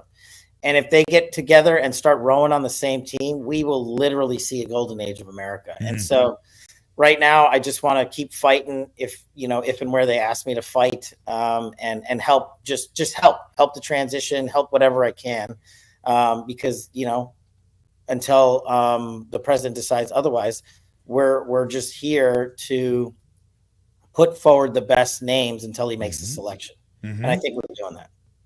What would you see as agenda item number 1 and 2 for this administration? Were you in a position to work on DOJ or to oversee some of the lawfare, obviously, that has persecuted you? What would you see as some of the first and second agenda items down the list? I mean, depending on which agency and department you're talking about, if you're at DOD, you want to do a reformatting of the budget immediately, overnight. Interesting. Really? Yeah. Yeah, because they're the biggest pot, $800+ billion, and we got to re-examine. I would call in every single CEO of every single big defense contractor. I called them on day one when I was chief of staff at DOD. 4 of them called me back, 1 did not. And I would bring them in and say, "Look, you guys do a lot of great stuff, but I can't keep watching literally billion-dollar projects blow up out of the sky, and there be no repercussions. Unacceptable. I need you." And I also need to look internally at DOD, at the R&D process, to be like, why are we giving out all of this defense money to these contractors when so many of them, unfortunately, don't deliver on time or under budget or actually just fail outright? So that's DOD. When it comes to DOJ, FBI, man, we just need an AG and an FBI director to go out there and say, we're just going to use the Constitution, whether you live in DC or Montana. It's not a hard task. And I one of my recommendations would be, look, the folks at FBI headquarters, Hoover Building, there's like 8,000, 7,000, whatever the number is. I know CNN will be like, Cash said 7,000, there's only 6,800. But whatever the number is, I've always said this: close that building down and open it up the next day as the Museum of the Deep State, and let everybody walk the halls for free. And take the 50 people you actually need to run the FBI and move them to a basement, and take the rest of the cops, the agents, and send them across America to chase down sex slave traffickers, to chase down narco traffickers, to chase down terrorists and murderers and rapists and criminals. People keep asking me, how are we going to find all these illegals that President Trump wants to deport? Well, we have like 22,000 cops. It's a good start. Just half of them live in Washington. There's no need for things like that. When you go to the intel communities, you can take a similar focus. And I would say we need to start prioritizing intelligence collection methods, not on DEI, white rage, and climate change, but we need to focus on the threat of Iran, CCP, Russia, and terrorists, and returning our hostages.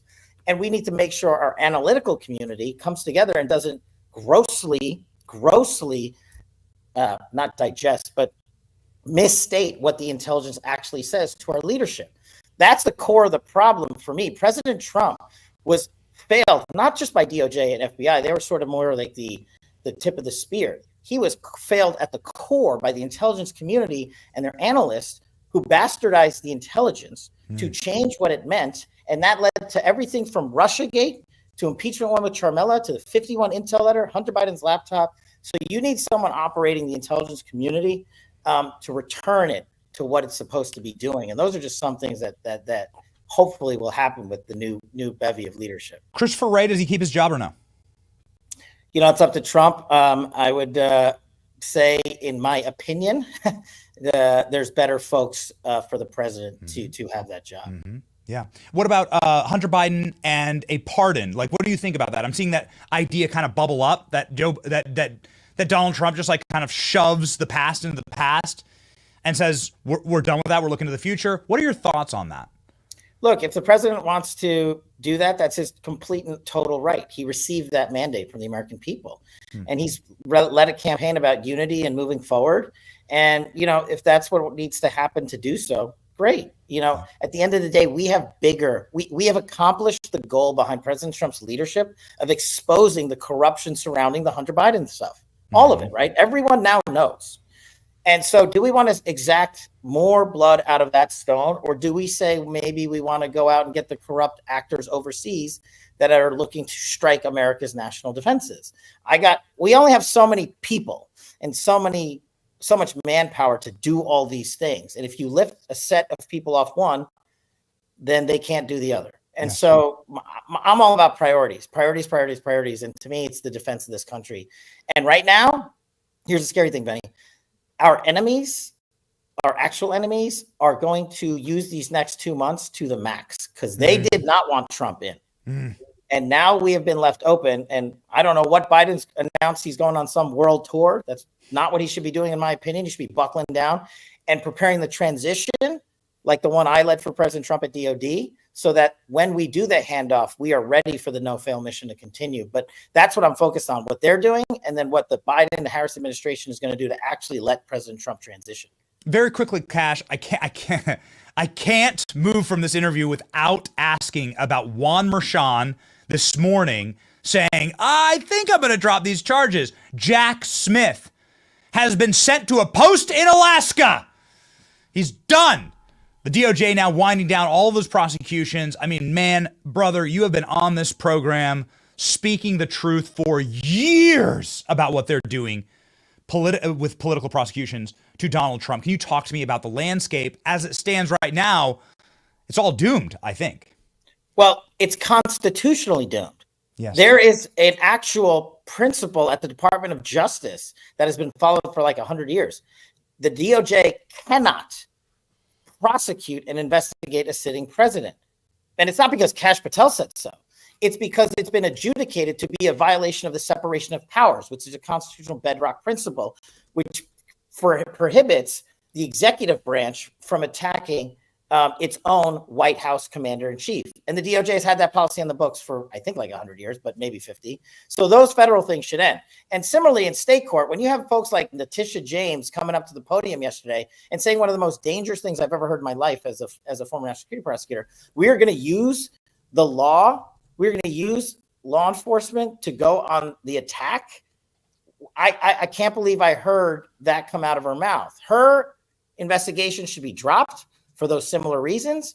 And all of Juan Merchan and all these other cases should be dropped because America said Donald Trump is going to be our next president. We want him there free and clear of any of these things. And oh, by the way, there's that thing in the Constitution that prevents all that. Should they be investigated themselves for collusion with the White House? Here, look, you know what? If and when there's time, I got bigger things I would like to see happen. I want to make sure that folks like that never get back to Washington, D.C., because we fix the agencies and departments. If there's time on the back end and that's what the president wants, fine, sure, maybe. But for me, making sure that a DOJ never reverts back to this form, and it's not just the last 4 years. We're talking 40, 50 years, right? That's the win for the American people. Building in a constitutional basis there of people that will never let that happen again. That's Donald Trump's legacy to the American people. Not just I fixed it for 4 years. I fixed it for the next century. That's the win. Cash, we deeply, deeply look forward to watching you play out the principles in your book, Government Gangsters. Here's Kash Patel's website. Here's his book. Cash has been, well, quite frankly, singing from the rooftops, even when it was very unpopular to do so, with the most badass photo maybe ever taken of anybody in Washington, D.C. So jealous of this photo, bro. I'm so jealous of this photo. And I think that I've wanted to Photoshop my head on your body so many times in this photo. Let's do it. You'd look better. I think that you are in for a wild ride. We want to just say thank you for coming on this program and making this all a reality. We have your back, brother, and go in there and slay some dragons. Yeah, God willing, whatever they want me to do, I'll answer the call. And Benny, thanks for being courageous enough to report the truth when many and almost everybody didn't have the courage to do so. Hey, man, you know what? I tell you what, we just love this country. We got little kids, and we ain't moving anywhere. This is my only country. I got nowhere to go. So yeah, you and I don't have to move anymore. Hollywood just gets to go. So maybe we'll put them on some flights outbound. Bro, they all said they want to leave anyway. They said they want to leave anyway. There's going to be free government flights all over the world. You can just shove Cardi B on one. It's easy. She wants to go. Whoopi Goldberg wants to go. They've promised they're going to leave. They've promised. Hunter Biden said he has to go. Hunter Biden said, I'm going to leave America if Donald Trump wins. So I also know a lot of wealthy people who have private jets that I'm sure they could use those too. You might not even have to, you might not even have to pardon Hunter Biden. He said he's going to flee America if Trump wins. So there you go. Baby. Okay. All right, Cash. Thanks, exciting times. Godspeed, man. Thanks, guys.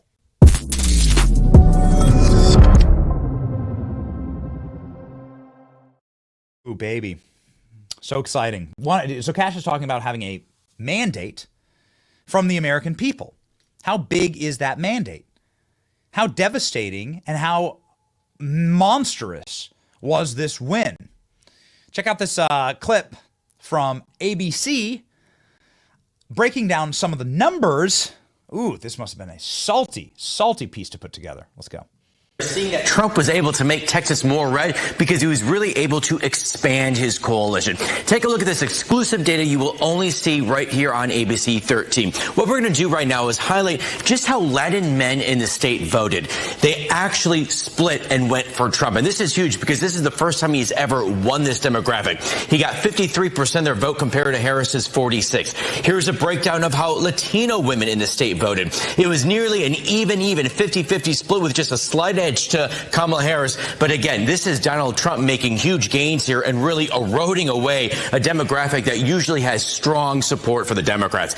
Even here, when we look at how black men in Texas voted, Trump was able to get about a third of their vote. Now, take a look at these graphs that show how these numbers fell back in 2020 among these demographics to how all the numbers settled last night.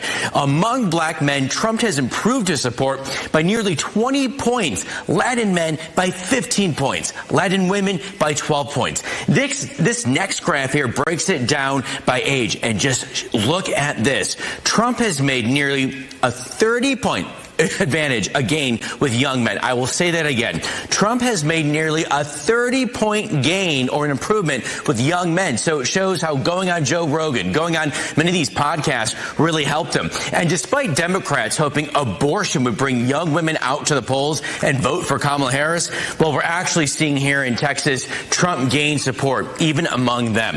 Now here in Texas, about 10% of the electorate identifies as LGBTQ. Trump won a third of that vote, something many people wouldn't expect to see. This exclusive exit poll data is also telling us that many Texans are just fed up. They're frustrated. Financially, they are very worried. So look at this question when it comes to, do you want to see substantial change when it comes to politics? About a third of Texans said they actually do. They do want to see change. So it just shows you that this was a change election, and people are hoping that Trump is going to make dramatic changes when he moves back into the White House. Come on, baby. Come on. Let's rock and roll. Donald Trump winning in every single margin. Everyone. Trump nearly winning black men in Texas. LGBT, Hispanics, Latinos. Like, this is so horrifying for the left. They are doing everything they possibly can to try and squeeze out, cheat, late ballot dumps. They're doing it in Michigan and Nevada. I firmly believe that there's no way that Trump won Michigan and Nevada and then lost those Senate seats. No way. No way. This is why the first agenda item must be mandatory federal voter ID.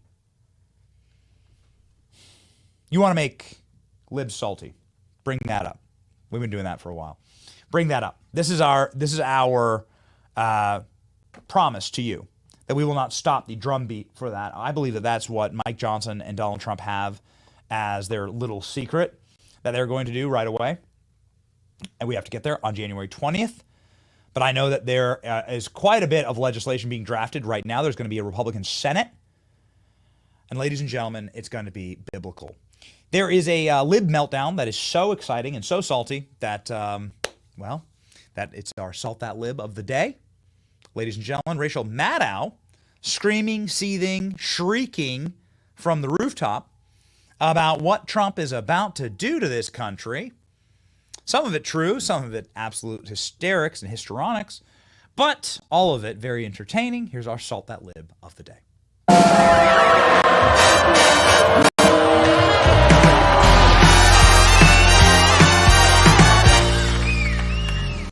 The free press needs to give the people of this country assurances that they will not become state TV, that they will stand and fight together. They will put aside rivalries and petty professional differences. They will stand and fight together as the free press, as the fourth estate, as an institution that is a pillar of our democracy, as these guys on the other side inevitably start picking off individual journalists, individual publishers, individual news organizations to try ultimately to turn us all into some American accented version of RT. If the Democratic Party takes the House, expect Article 1 of the Constitution to come under attack. By which I mean expect efforts to hollow out the power of Congress, to make Congress a just-for-show institution, right? There's a reason actions of the Russian Duma never make news, right? Expect efforts to attack Article 1, to make it a just-for-show institution that has had its real powers taken over by the executive, by the dear leader. We are going to need a plan and some steel spine inserts among elected officials in Washington to head that off. We're going to need the whole country to recognize that risk in advance, to call it what it is when they try it, and to actively resist it. Depending on whether the courts can provide a check on this administration, expect Article 3 of the Constitution to come under attack as well. It is already a fetish and a laugh line on the right to brag about how court orders really mean.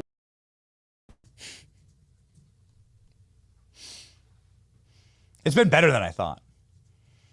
The meltdowns have been better and actually more delicious than I was planning on. Lady, we have a mandate. You have nothing. You have 20% of the country. We have 70% of the country. And in a democracy, that means that over time, majority rule is enacted. Also, your industry is atomized. Nothing in your industry is accelerating. Everything in the corporate press is atomizing and deteriorating and decaying. You have no real readership. You have no real viewership. Your shows aren't growing like ours, which pretty much double in audience size, quarter over quarter. You're not reaching real people like Joe Rogan does. Nobody has any authentic connection to you. And therefore your power is gone. It's manufactured. They tried to trot out every single celebrity on the Diddy list to go endorse Kamala Harris. And what did it do? Nothing. Nothing. In fact, it hurt Kamala Harris. Isn't that amazing? So the entire playbook has to be trashed. Barack Obama needs to be trashed and thrown out as the failure that he is. And it's going to be a multi-decade rebuild for the Democrat Party. If you want to listen to your friend, because your boy Benny's been telling you that this is going on, because we have a man on the street show, because we go out to the streets, because we go when we speak at Trump events, we talk to real Americans, we get outside of our bubble, you all got a problem. You're going to win another election, and not in my lifetime, not the way that things are going, not with a map like this. You're not going to win. You will. It is impossible for you to win in this map. And I'll say it one more time. This map, ladies and gentlemen, will get worse for Democrats. So much worse. Mandatory voter ID for federal elections, reallocation, given the census, of electoral votes to Texas and Florida and to the Sun Belt that makes it irrelevant to win Wisconsin, Michigan, or Pennsylvania, even though those states are going red. You are looking at devastating losses in electoral votes for California and New York. Do you know that New York was more competitive? Donald Trump lost New York by only 10 points. He was within 10 points of New York. New York was more competitive than Florida or Texas. You're not going to win. And ladies and gentlemen, breaking this morning, Juan Merchan saying that he's considering tossing the felony convictions on the November 12th deadline. That's just a couple of days from now. Say goodbye to Trump's legal cases. Here's CNN bursting into tears, in fact, talking about this. Exciting. I'm told that his legal team is going to try to make sure that sentencing never happens. As we know, their usual strategy is always to just try to get things delayed. But here they're going to argue to the judge that the sentencing should never happen because now that Trump is president-elect, They will say that he is entitled to the same constitutional protections as a sitting president and should be protected from state actors, and in this case, state prosecutors. Now, the judge overseeing that case, Judge Juan Merchan, he's given himself a deadline of November 12th to decide if the conviction against Trump should be tossed. Based on the Supreme Court's recent ruling on immunity, if he tosses the conviction, there'll be no sentencing. But if that sentencing continues to go forward, this is the argument that the Trump team is going to make. Wasn't this the same guy whose daughter works for Adam Schiff and every single filthy Democrat that is fundraising off of throwing Trump in prison? Isn't this the definition of a conflict of interest? Juan Merchan should not only be disbarred and have his robe stripped from him, he should have that robe replaced with an orange jumpsuit. Juan Merchan behaved illegally by not recusing himself. New York law states that he must recuse himself. Juan Merchan's daughter was becoming a multimillionaire off of President Trump and the political persecutions and Juan Merchan's destruction of law and order in the state of New York. Letitia James hosting a press conference where she mewed and bitched and moaned and cried. We weren't expecting this result. We're prepared to fight back. By the way, Soros prosecutors like Letitia James are losing en masse. Get ready for Elon prosecutors. The proper response to a Soros prosecutor is to elect an Elon prosecutor. We're going to get to that, ladies and gentlemen, in just a moment. But here, Letitia James blubbering away, crying, and she knows her days are numbered. We did not expect this result, but we are prepared to respond to this result. We faced this challenge before, and we used the rule of law to fight back. And we are prepared to fight back once again. This is the lady that was booed by the firefighters in New York so badly that she sicked her little Gestapo to find out who was booing her. These people, we have to rip them out of office. They cannot be allowed to hold office in this country. They're antithetical to the way this country was designed. To Letitia James, by the way, clapping for Donald Trump at the Al Smith dinner. Yeah. Ladies, stand up.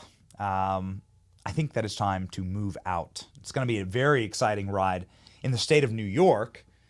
Maybe somebody preparing to lose all federal funding because of your sanctuary state and city status. That's something that the president can do.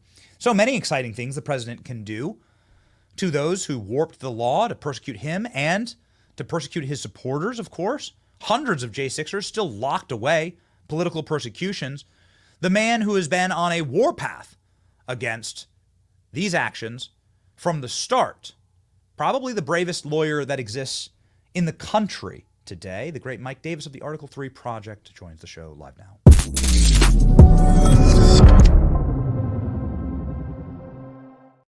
You don't have to brag, Mike. We'll brag for you, buddy. Maybe this time Donald Trump won't interrupt our interview. Like he did 2 days ago when Trump came in and said, hey, what's up? We're going to win. And sure enough, you won.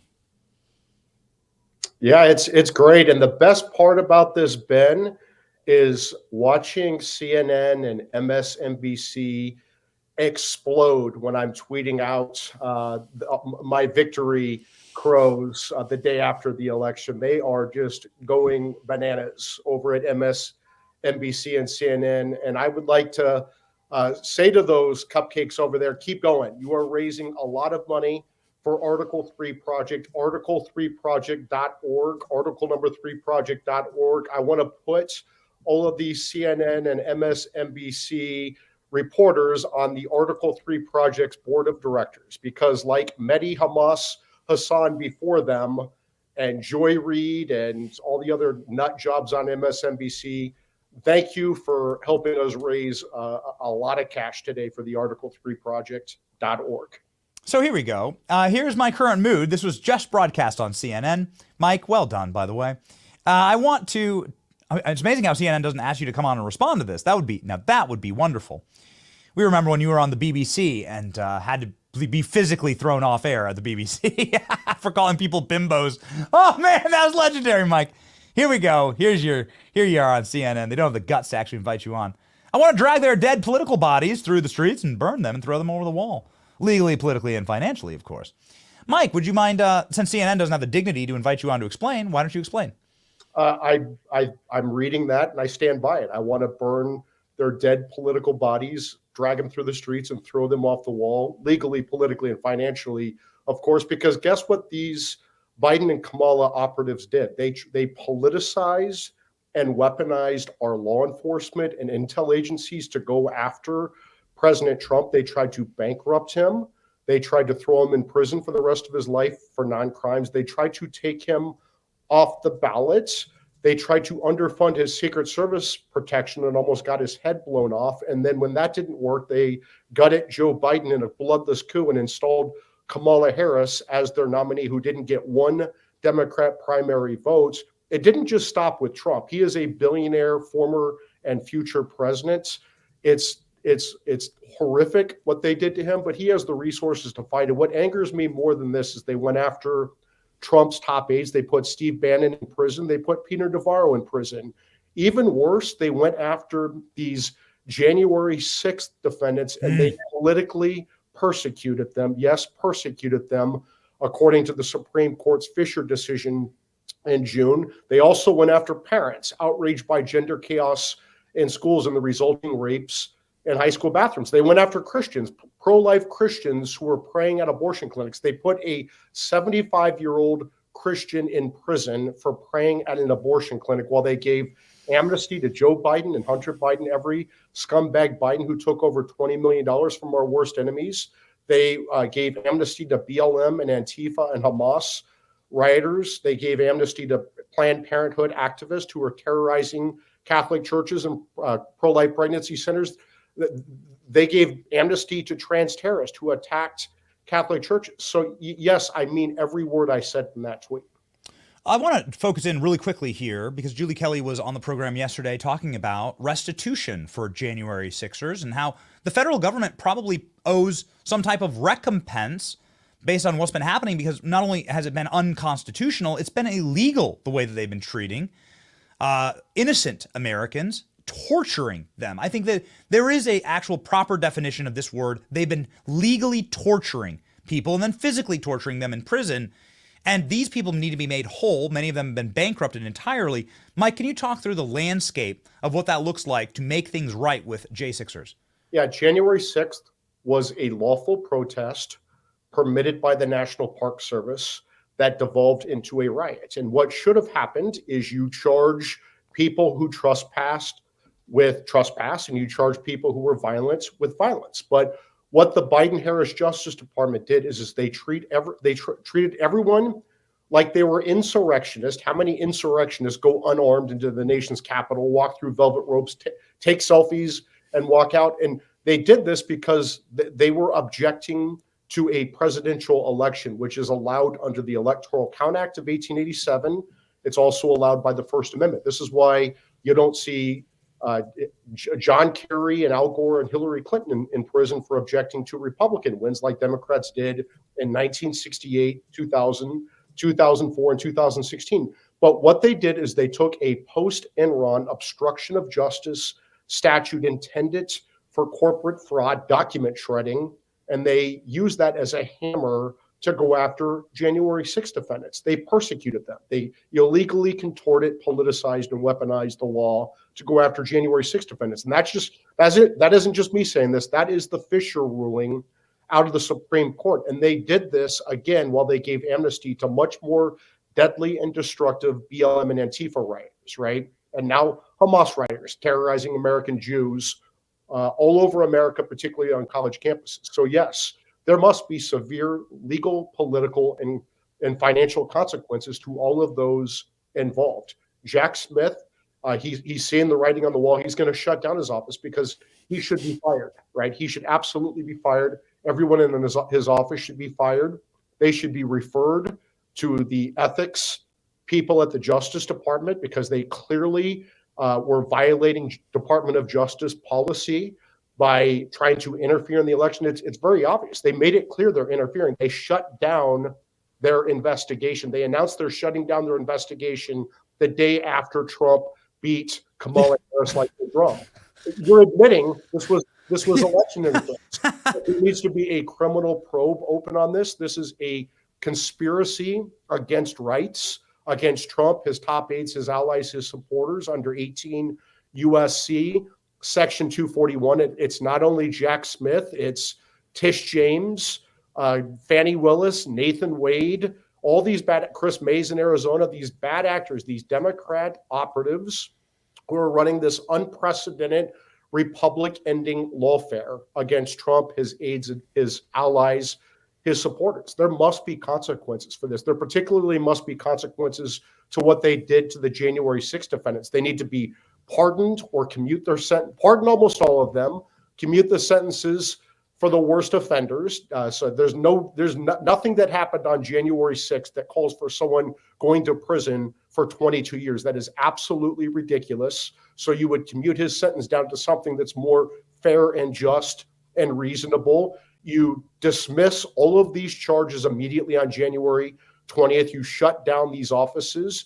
You reassign these prosecutors and these agents to real crimes in D.C. and the southern border. And you restore these people with the Department of Justice. There's a fund at the Department of Justice you can do to compensate these defendants who are persecuted under the Fisher. This is outrageous. Interesting. So this fund already exists if you've been unlawfully persecuted by the federal government to financially compensate? Yes, and it needs to be more than that. There needs to be bar complaints. There needs to be Justice Department employment investigations, ethics investigations, criminal investigations. We need to send a very strong message. This can never happen again. You can never politicize and weaponize our intel agencies and law enforcement for the sole purpose of going after your political enemy. And that's what happened here. That's unacceptable. And that's why I'm outraged, right? And, people, I always joke that I'm going to be the acting attorney general or I'm going to be the vice. I'm not going to do any of those jobs. I'm going to be a very strong supporter of President Trump through the Article 3 project like I have been for the last 5 years. But I'm going to push very hard for severe legal, political, and financial consequences to these partisan assholes who did this to Trump, his aides, his allies, his supporters. Mike, it's not going to happen if you have a Jeff Sessions or a Bill Barr in there. The AG has got to be the most important position that Donald Trump will get appointed, and now we'll have a Republican Senate to do it. And so we're looking at this appointment very, very closely. And of course, we're going to ask you, who should it be for Attorney General? There are a lot of good people. I mean, you hear about Mike Lee, you hear about the state AGs, Paxton, you hear about Jeff Clark. I like all of them, right? I think the AG candidate who I have been pushing, who I think could get confirmed, who understands the executive branch. He's worked in the White House. He's worked in the Office of Management and Budget. He's worked on the Hill in the House as a leading congressional investigator. He's been an attorney. He doesn't need another job. He's financially secure. His kids are raised. Is Mark Paoletta. Mark Paoletta is far and away the best choice for Attorney General. He's kind of checked every box. He's bold. He's fearless. He's going to follow the law. He's been the most forceful defender of Clarence Thomas, Justice Clarence Thomas. He's been Clarence Thomas's best friend for over 30 years. Mark Paoletta is a good man, great family. His wife is fantastic. I always say that Mark Paoletta is a kept man because his wife, Tricia, is a very successful lawyer. So is Mark, but I think he can go do a government job without having to worry about going into bankruptcy or worrying about his next job. Mark Paoletta is a great friend. He was my wingman for the confirmation of Justice Gorsuch, along with the other justices, Kavanaugh, Barrett, the lower court judges. He's the real deal. Mark Paoletta should be the Attorney General. So that's excellent to hear. I mean, that seems like a top. That seems like obviously a top and extremely qualified name. Have you spoken with President Trump about this? Well, I'm not going to say that on your show, Ben. But next question. So, that's a good one of him and Gorsuch right there. There you go. Okay. All right. Fantastic. Okay. So here we go. We're introducing the audience to Mike Davis's preferred candidate for Attorney General. All right. Here he is standing with Gorsuch behind the Iwo Jima Memorial. Pretty epic photo right there. Okay. Here we go. Mike, how do you ensure that these investigations happen? Oh, that's a good one. Toss that up. That's great. Mark Paoletta. Ladies and gentlemen, look at how you've never seen Clarence Thomas smile like this. Look at this. This is an endorsement enough. Sorry, Mike. This is the endorsement that you want. Those are my two favorite Americans right there. Mark Paoletta and Justice Clarence Thomas. Those are two warriors. I love both of them. I hope Justice Neil Gorsuch, my former boss, is not watching this. But Clarence Thomas is far and away my favorite justice of all time. Not only is he brilliant, he is a great man. This man grew up dirt poor in the segregated South, and now he is the king of the Supreme Court. I love Clarence Thomas. I love Jenny Thomas. What a great American family. So, Mike, I want to talk about Letitia James real quickly and some of these, the rumblings that we're already getting. We're a sanctuary state. The federal government has no power here. We're not going to do this in Massachusetts. There's going to be no deportations. We're going to fight back. We're going to fight Donald Trump. We're going to make sure that, none of Donald Trump's wall can be built. I mean, we've seen this in the first term. How does Trump break through the amount of lawfare, the amount of demonic screaming from the left, kind of in a way, in the way that uses executive power constitutionally to say this is what's right for the country? I think President Trump would say this. Even President Trump would say this. I think he learned his lesson from the first term, and that is personnel is key, right? And it is so critically important that you put good people in the right post like Mark Paoletta as Attorney General so you don't have to deal with this nonsense, right? You don't have to deal with this politicized and weaponized justice system. President Trump and his legal team now, led by John Sauer, who should be the Solicitor General of the United States, they've gotten monumental wins at the Supreme Court, including on presidential immunity. Let me just say this to Big Tish James, the New York Attorney General. I dare you to try to continue your lawfare against President Trump in his second term, because listen here, sweetheart, we're not messing around this time, and we will put your fat ass in prison for conspiracy against rights, and I promise you that. So think long and hard before you want to violate President Trump's constitutional rights or any other American's constitutional rights. It's not going to happen again. We've been warning people on the show, Mike, this isn't the same Trump administration. Stop messing around. Don't rig elections. Don't illegally vote. Don't try the funny business, because we know the team this time and they are not effing around. Yeah. And so we've done our best to warn. Maybe just really quickly here, Fani Willis. That seems to be one of the last prosecutions against Donald Trump that hasn't been completely thrown in the garbage just yet. Maybe a message to Fani Willis.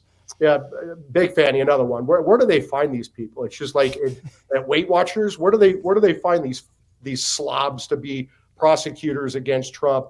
I would say to Big Fanny Willis and Nathan Wade, it's very clear that the Georgia Court of Appeals is going to disqualify their entire office because Big Fanny hired her dumb, unqualified boyfriend, Nathan Wade, paid him $700,000, $250 an hour. And then Big Fanny took illegal kickbacks from Nathan Wade in the form of lavish trips around the world, Napa, the Caribbean, Belize. I'm a Grey Goose girl. I mean, where do they find these dumb flops, right? And then she got up and lied about it in court, right? So she's going to get disqualified from this case. This case will go to another district attorney in Georgia, and no one in their right mind would bring this case again because it's not a crime to object to a presidential election. It's allowed by the Electoral Count Act of 1887. It's allowed by the First Amendment. Again, I want to say to these Democrat prosecutors and these Democrat hellholes, we're not messing around this time, right? So proceed accordingly.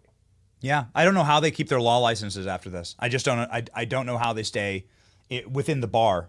after what they've done. And when the people know the truth, when people actually understand the truth, and now that we control the media ecosystem, now that more people have like tuned out and it's broken and it's dead and it's gone, right? This election proved it once and for all. Now we can tell the truth. We can tell the true story. Kash Patel was on here talking about this just a second ago. Like, now is time for truth and reconciliation for the American people to actually understand how their government operates.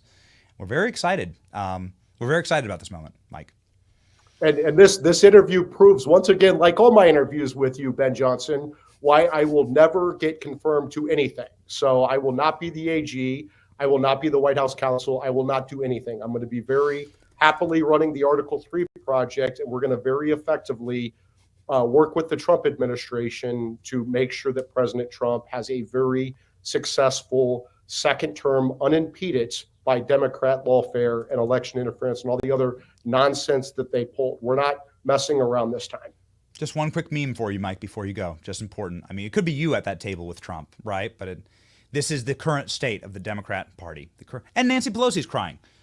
Nancy Pelosi's crying salty sulfur tears. It's incredible. It's a remarkable moment in time, and so many of those tears are brought about by you, Mike, in the Article 3 project. Oh, you got to put it up. Just put it. It's my favorite photo on Earth. It's my single favorite photo ever taken on Earth, this side of the Trump assassination fight photo. Look at that. Look what you've done, Mike. Look what you've done to Nancy. President Trump just mounted the greatest comeback in world history, right? And this guy, when he ran for office the first time, he was a novice. He had never run for office. He had never been an elected official. He made mistakes in his first term. He's not going to make those mistakes in his second term. We're not going to let Russian collusion, Russian disinformation, this BS lawfare, this election interference, it's not going to get in the way this time. And there will be consequences for crossfire hurricanes. So Andrew Weissman, be prepared. Ladies and gentlemen, if you love the way that Mike talks, and if you love the swagger, and if you love the bare knuckle brawl of Mike's style, well, then stop donating to Republicans who do nothing. Donate to the Article 3 project instead. Make sure that you are fighting with the people who fight for us. Mike is the single bravest lawyer in America. Mike risked it all to come on shows like ours and tell the truth about what was happening over the last 4 years. And ladies and gentlemen, this is the organization that will save America legally. America's facing Republican ending lawfare. Mike Davis's account on X has 300,000, 258,000 Americans. Can't be wrong. Follow Mike Davis, ladies and gentlemen. Godspeed, Mike. It's gonna be fun, man. It's gonna be fun. Buckle up, Democrats, and lawyer up. Good day, Ben. It is a good day, Mike. The beautiful sunshine, bright and red, just like your hair, and we are ready to go. See you, Mike. See ya.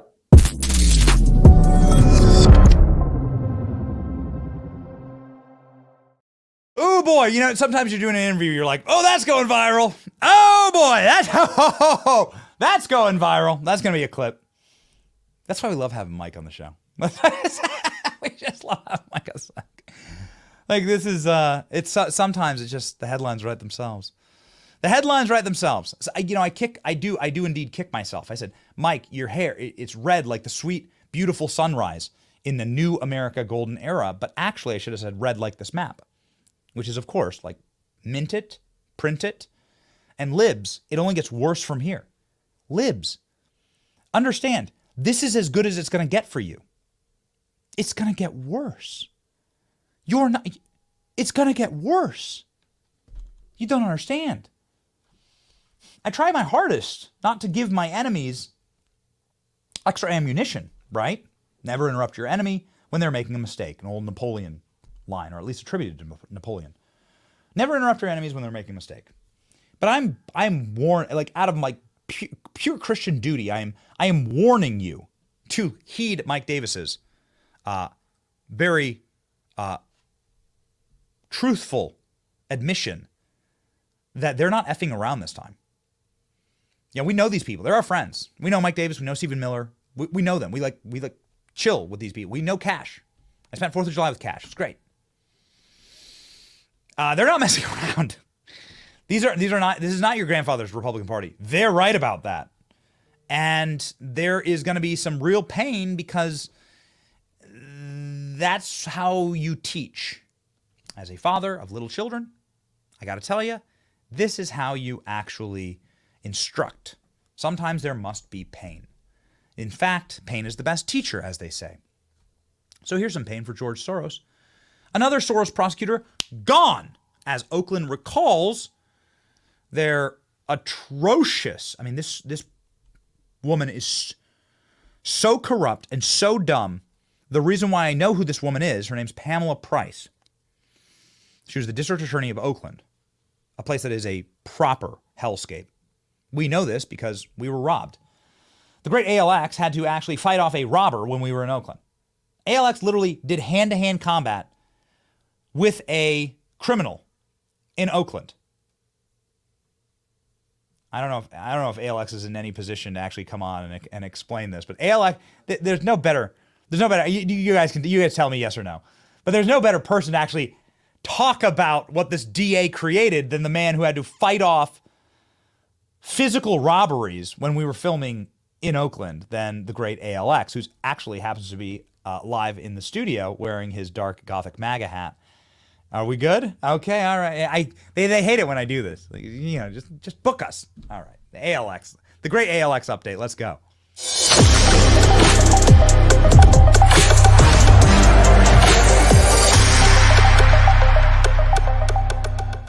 ALX in the studio. Come on. He's in the actual big studio. We're in the small studio. Look at that. We got the full send. And we full got the dark send. Gothic MAGA. Amazing. Hey, Robbie and Danny, can you grab some of the footage of us getting robbed? Looks like we have it. Okay, fantastic. Some of the stuff from the road that we saw so that people can see the state of Oakland. ALX, you were, I think it's fair to say, we were a victim as a company of a robbery. You were a victim. You saw it up close and personal when you tried to fight off criminals who robbed us in broad daylight. Can you explain what Oakland was like when we visited? Yeah, so we were in the state of California for less than an hour. I picked up Benny in that in that rental car that lasted less than an hour. And then on our way to San Francisco, we were there to visit XHQ. We decided to stop at the first In-N-Out in America that was actually closed, and it was closed for this reason. And that's in Oakland. So we were in Oakland for probably less than 20 minutes. We drove around just to see what it was like, and parked the car, and in less than 5 minutes, and they were right there, as you can see the In-N-Out right there in the background. They were filming, and within less than 5 minutes, somebody came up from behind, smashed the window, and tried to grab the backpacks out of the back seat of the car. And I just turned around. It was just like all instinct. I didn't really, think about it. And I turned around and I just grabbed the bag and wrestled him. And yeah, as you can see on the screen, I told him to F off. And it was just like a fight or flight instinct. And yeah, and then all of a sudden he just drove off, got in the car and sped off. But yeah, that is not survivable. Like, could you imagine being a resident of Oakland? You just go to get fast food and you literally cannot go in and get a burger and come out without, having your car completely smashed. So it is good to see, that Soros prosecutor removed. And, yes, we need, I don't understand that the Democrat Party is the party of criminals at this point. They look at this. Cater to illegal immigrants. Just very quickly, ALX, look at this. This is us just filming from the road. We didn't go to a bad part of town, by the way. We weren't looking. We were just driving through Oakland. This is what it looks like. This is America under this district attorney. Please continue. Yeah. So instead of prosecuting criminals, getting them off the streets, they're giving illegal immigrants, free hotel rooms in places like New York. While people, veterans or anyone in general, our American citizens are on the streets. And as you can see on the screen, that's how our citizens are treated. So yeah, the first step in that is to get the criminals off the street, because currently they're ruling the street. Yes. It's, essentially just, legalized crime over in Oakland. So it's refreshing to see, them removed from office. So she's gone, and also the mayor was removed. Is that correct? Yep. So the corrupt mayor was recalled. Yep. Amazing. So yeah, so they were recalled as well, and I think they're involved in some investigation, some other corruption news, but yeah, we need to see that in other places in California and, in places like New York, where they're going after Donald Trump while spending money on illegal immigrants and allowing criminals to, and this is happening in San Francisco as well, have crimes under $500. They're able to walk back onto the street. So it's essentially legalized crime. So all of these Democrat George Soros prosecutors need to be removed and, replaced with people who actually have an interest in enforcing the law that will make America a safer nation instead of legalized crime. About, speaking of being in the room with President Trump, about 30 hours ago you were. Here is the footage that was so hard to get on election night while we were live, because it's hard to send footage inside of these events. And I know we know it painfully. Obviously we know it on this show. But now that you are in studio here, here's where you were about 30 hours ago. This is probably in the small hours of the morning, as President Trump is winning. You were in the room for Donald Trump's victory at his official victory party in Palm Beach. Got to hear about it, baby. Was this dark MAGA? Yeah, the vibes were impeccable, as they say. So we saw David Sachs in the hallway. He was all smiles. That was pretty early on, and there was, no one likes to be cocky, especially after 2020. But there was never sort of this feeling like that we would actually lose. It was all optimistic. It was all positive. And I think really the game changer was when we saw the call for North Carolina, which they had all three networks up, MSNBC, Fox, and CNN, and they'd oscillate it and change which one they had the audio on, but you could see all of them. But it was kind of funny to see, Fox and CNN's, the difference between the two. CNN had Trump at 170, while Fox had him at 240 or whatever. So they were just refusing to call states. So then there was applause each time a state was called, but then CNN would call it an hour later. So it was just hilarious to see that. But like I said, when North Carolina was called, that was we kind of knew, because that was kind of the one that they're kind of, hey, we're going to shift our focus to North Carolina, and there might be some hidden vote there. The other one that got an applause was the Iowa call, because of Ann Seltzer. So there's a lot of mocking of Ann Seltzer in the room at that time. But yeah, the vibes were great. We're all anticipating Trump to get on stage, and there was a lot of people that were just cheering, "We want Trump," because it wasn't official yet, but we kind of knew that it was going to happen, because he was I think 7 votes away, and they're waiting to officially call. And was it Michigan? Not Michigan, Wisconsin. And everyone was just chanting, "We want Trump." And then when it was official, he came on stage with Barron, with Dana White, with Melania. It was insane to be in that room. How loud was this moment right here? I think this is your photo or Danny's photo. How loud was that? That was mine. That was the loudest moment of the night. I think that even beat Trump coming on stage, was just having the official graphic on screen. It was very surreal to see. Like I said, we didn't have a doubt in our mind, but just thinking in our heads of the prospect of a new administration is just so refreshing and surreal. So having that moment just on screen, confirming that it's going to happen and it's official, was just, it was awesome to see. We have this tweet from Swig here. Dark Gothic MAGA. This has become quite a trend. Oh, look at that. Here's a close up of the dark Gothic MAGA hat. I think you're currently wearing it. And very, very famous, currently in the Trump store. You've been on the program talking about it before, but this is true. No one was expecting dark Gothic MAGA at the end, and that might have been what put him over the edge. We don't know. Tell us very briefly, ALX, the story behind dark Gothic MAGA. Dark Gothic MAGA happened because Elon at the Butler rally was wearing the dark MAGA hat, and he went viral with those pictures in the behind the scenes with Trump, and he was saying to a couple of people backstage that this hat would be a lot better if it was, if it had Gothic letters and it was scary and unreadable. And that's called it, unreadable.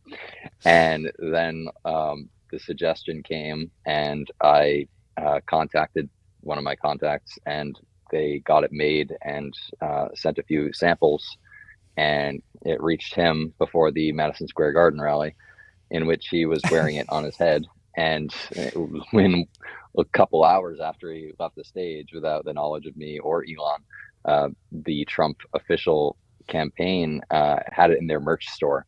That's amazing. I don't know how it happened. It was just all willpower. We just willed it into reality, and it became a meme. Alex, I want to just jump really quickly to the demographics that voted for President Trump. Gen Z, of which you are a part of, backed President Trump by historic numbers. He didn't win them outright, but it eroded severely. He won them by 10 extra points. So it's like 45% of Gen Z voted for 45 to make him 47. What is Donald Trump's appeal to younger Americans? Yeah, I think the game changer this time around was him doing kind of the cultural podcasts like Theo Vaughn and most recently Joe Rogan, because a lot of the younger audience get their news from people like that rather than corporate media. And and I've touched on this before, it's kind of ironic that this, billionaire who's, older is so in tune with social media and was sort of our first online presence president. They say that the first Twitter president was Obama because he was in office when it came to inception, but staffers run that. Our first Twitter president was Donald Trump, and in 2016, and even before then, he was famous for his tweets, and that's what helped him go viral. So younger audiences can connect to that more than the fake Kamala HQ cringe brat memes that they put up. Nobody actually likes that. Bro, and bro, they haven't tweeted. Viral for all the wrong Where reasons. are all those tweets? They go out with a whimper. That's it. That's it. That's it for Kamala HQ.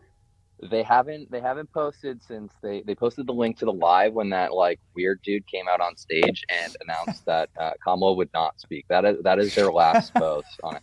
And I think that will be their last post. So RIP to Kamala HQ. We should ask Elon if we can buy that handle. I would love nothing more than to buy it. Awesome. Give me the price. Give me the price. I want to buy it. I just purposely misspell the name. We'll just tweet different Kamala accents every single day. I want to turn it into a Kamala accent. HQ. Yes, Carmela HQ. You're so right about Donald Trump. He's the top photo here. Joe Rogan is literally in that photo. This was a sign of things to come. This was at the front stage, front row at the UFC, and it's very interesting. This was the death of corporate media, wasn't it? This election, this was the end. This was the end of their power. And Kamala Harris traded Lady Gaga concerts for going on Joe Rogan. It's insane. Traded an embarrassing skit. She literally did. She traded a skit on SNL for a 3-hour Rogan podcast, and this will go down as, I think, the dumbest move in political history. Yeah. And I guess there's two sides of that coin, though, because, well, first of all, if she went on Rogan, she wanted it to be less than an hour. And the other side of the coin is I don't think she could even survive an hour on Joe Rogan. She as we saw yesterday, she was on stage for 11 minutes. And at her final campaign rally, the entire rally was 2 hours, but she was only speaking for, I think, about 17 minutes of those. And we saw Donald Trump's final rally. We took it live, and he was speaking on stage for 2 hours himself and past 2 a.m. and then landed back in Palm Beach on election day at 6 a.m. So the difference between the two is insane. And the fact that her priorities weren't straight, even if she wanted to do Rogan, because it's I don't have the time. But Donald Trump is up until 2 a.m. doing rallies, and Rogan even said himself, he's if she wanted to make a late night out of it, we could crack a few Red Bulls and do it at midnight. I'm game, but she clearly she advertised herself as the young, energetic candidate, but she wouldn't be willing to do the most important podcast and stay up until midnight and do that while Trump is out and arriving on election day at 6 a.m. that doesn't track. So it's amazing to think that Call Her Daddy didn't win the election for Kamala. Yeah, that's saying exactly. Dick Cheney is brat. That didn't somehow work. Exactly. It's an absolute shock. It's doomed for. I mean, I really do think demographics are destiny, quite frankly, and the reality is that young people are siding with America first, and that does in fact spell doom for the Democrat Party, along with a number of other factors. Ladies and gentlemen, if you want insight into all of that energy, you got to follow ALX, of course. 836,000 Americans follow ALX, and so many more will follow ALX if you can pry away that Kamala HQ account. That should be our goal. We want to drink their milkshake. I want to drink your milkshake. We want to own your old accounts. I will buy the Kamala HQ account. I want it. They're never going to use it again. I want it. We'll just tweet new Kamala accents. Tweet new pronunciations of her name every day. We're going to take over Kamala HQ, and we're also going to take over Greenland in the Trump term 2.0. That's happening. Hey, Alex, you're going to be on CNN saying that. You're going to be they're going to be. That's all right. I already put it on my X. I put up the Greenland thing. Mike Collins called for it as well. Trump will take over Greenland. Down. Yeah. Trump. Yeah. Didn't Trump say I won't do this to you, Greenland? Yeah. Scroll. Yeah. It's a couple more down. Mm-hmm. All right. There you go. There we go. I promise not to do And the post that it's quoting, if you want to scroll down, Mike Collins, the congressman, put it up. There we go. Project 2029. That's so great. Greenland that big? That's a pretty big country. Yeah. Yeah, I think it is. Wow, Greenland's bigger than Alaska. It's gonna go red too. I'm not sure if these are geographically accurate, but yeah, it's gonna go red. Greenland would totally go red. Are you kidding me? Especially with a giant golden Trump tower in the middle of a little humble fishing village. Well, he already took over Scotland, right? He's got Trump Scotland. Why not Trump Greenland? It's really not that big of a leap. Yeah, not that big of a leap. Final most important thing I have to get your response on. Did the ghost of Peanut haunt Kamala Harris's event yesterday? I know that you've been covering this. You've been one of the biggest Peanut supporters on the internet. I think this is Peanut's revenge. Yeah, this whole election was. And I actually put out yesterday that Trump, because a lot of people are saying Trump needs a White House dog. I think he should get a Shiba Inu just for the memes with Doge. And I had a lot of replies saying he should definitely get a squirrel in honor of Peanut. So I endorse that as well. Much better than Joe Biden's dogs. Okay. Yeah, that's right. I mean, listen, man, those Joe Biden dogs were mangy. Although it's not the dog's fault. It's always the fault of the owner. Yeah. This is always the fault of the owner. The amazing Ashley is chiming in from Philadelphia, demanding to know what kind of sweater you're wearing, saying you're not wearing all black. What's going on? Yeah, I'm wearing Full Send and Nelk sent me a little care package after their interview with Donald Trump. So I'm not wearing all black today because I'm celebrating with the Trump Full Send drop. Okay. All right. Amazing. We will be celebrating. We will be celebrating today. The great ALX in studio with the ALX update. Get in there and follow. You know you got to follow ALX. On his way to 1 million. The goal will be 1 million in 2024. It has been foretold. It is the prophecy. ALX to 1 million in 2024. Godspeed, my friend.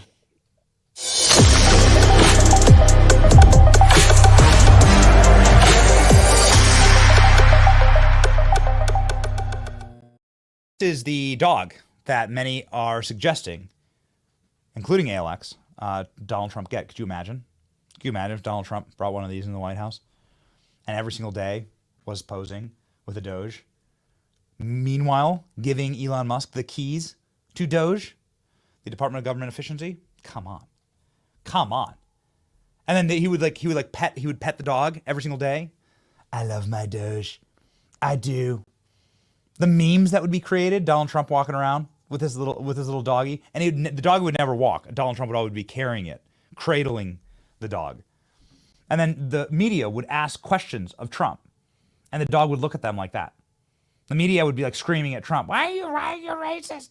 And the dog would just look at them, and Trump would just match that expression. Go,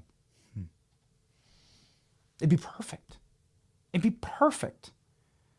And then every single message that Elon Musk needs to get to Donald Trump could be carried to him by Doge. You wrap a little message around his neck and send it off to the White House. This is what the new American golden era looks like, ladies and gentlemen. President Trump with the Doge, running Doge out of the White House. It's all brought to you, possible, by our Lord and Savior saving this country from evil. That is why we have a verse of the day to always remind us and center us as to what is important. Isaiah 40:31. Those who hope in the Lord will renew their strength. They will soar on the wings like eagles. They will run and not grow weary. They will walk and not be faint. This is Killer Klein. Killer Klein tells me that this is his favorite Bible verse. I did not know this. Killer Klein, Isaiah 40:31. Wings of eagles, baby. We're running. We're renewing our strength, and we will not grow faint. Now the real work starts. Please join us in that real work. Please become a member on the channel. Please sign up for the Benny Brigade. Please consider supporting our what we do here. We have some very exciting things to announce. Thank you for super chatting us. We were the #1 super chatted channel in the entire world the other night. We didn't actually know this. For years, I have said that the Biden economy is destructive and horrible, and so we thank you just for watching, period. Don't want to make this a show where we are trying to sell something the entire show. No, there's way more important than that. But we do deeply appreciate your support, and in a matter of just a few weeks, I won't be able to say that again. I won't be able to say the Biden economy has destroyed everyone, and so we understand if everything's bad for you. I mean, actually, things are rocking right now. And all the markets, crypto, all of it, man. Gold, it's freaking sweet. The golden era, the golden age of America starts now. We should make that a regular update. The golden age. Big golden doors. It's going to be biblical. It's going to be so much fun. And it's because of you and because of the work that we have all done together. And so we are thankful to you. Big hearts to the chat. We love you. It's your boy Benny. Man, keep America red. Just one more thing. One more thing before we pop up. I just want you to see it one more time. Oh, it's beautiful. Oh, and it's just going to keep getting better. Ladies and gentlemen, it's your boy Benny. See ya.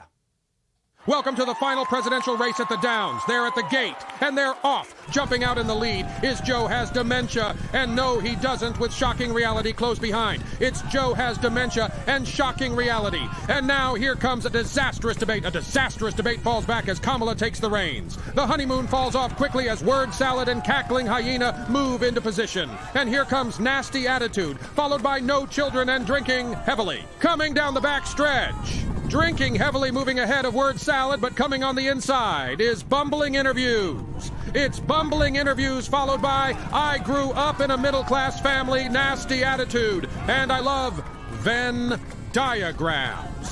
A wide open border challenging for second going into the clubhouse turn. Passing on the rail is fake black accent, followed by I grew up in a middle-class family, fake Latin accent, and my husband slaps me. Here they come, spinning out of the turn, word salad in the lead, but here comes unburdened by what has been. Biden was stronger and disappointed. Barry are neck and neck, and down the stretch they come. I did the fries is pulling away from I did the Willie Brown by a length. But coming in strong is Cut the Interview. Cut the Interview is passing awkward cringe. And I grew up in a middle-class family, and at the wire, it's nasty attitude. Word salad, a campaign in shambles, and at least I ain't... Hold on. Just came out of the dry cleaners.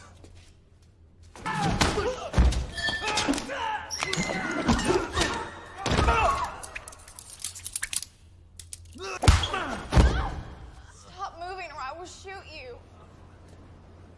Why don't you f*** off? Okay, I'm sorry.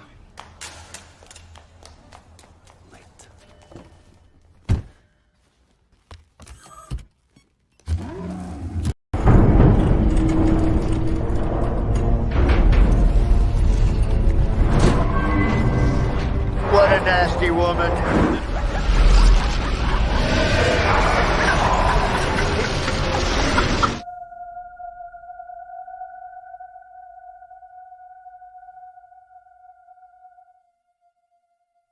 for Peanut.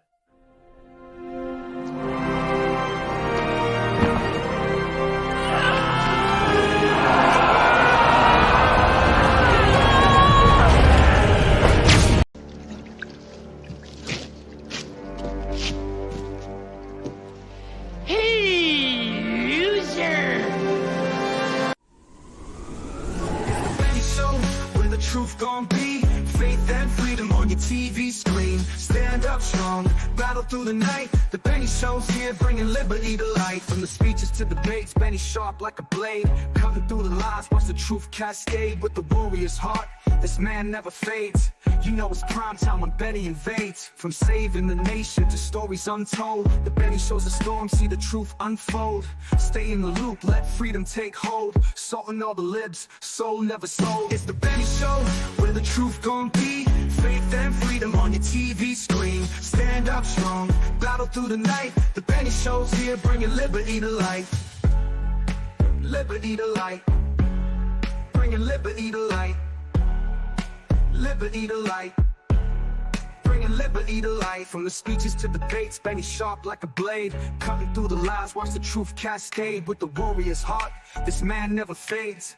You know it's prime time when Benny invades. From saving the nation to stories untold, the Benny Show's a storm, see the truth unfold. Stay in the loop, let freedom take hold. Salting all the libs, soul never sold. It's the Benny Show, where the truth gon' be.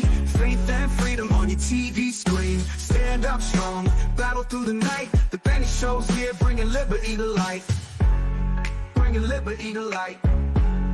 Bringing liberty to light. Bringing liberty to light. Bringing liberty to light.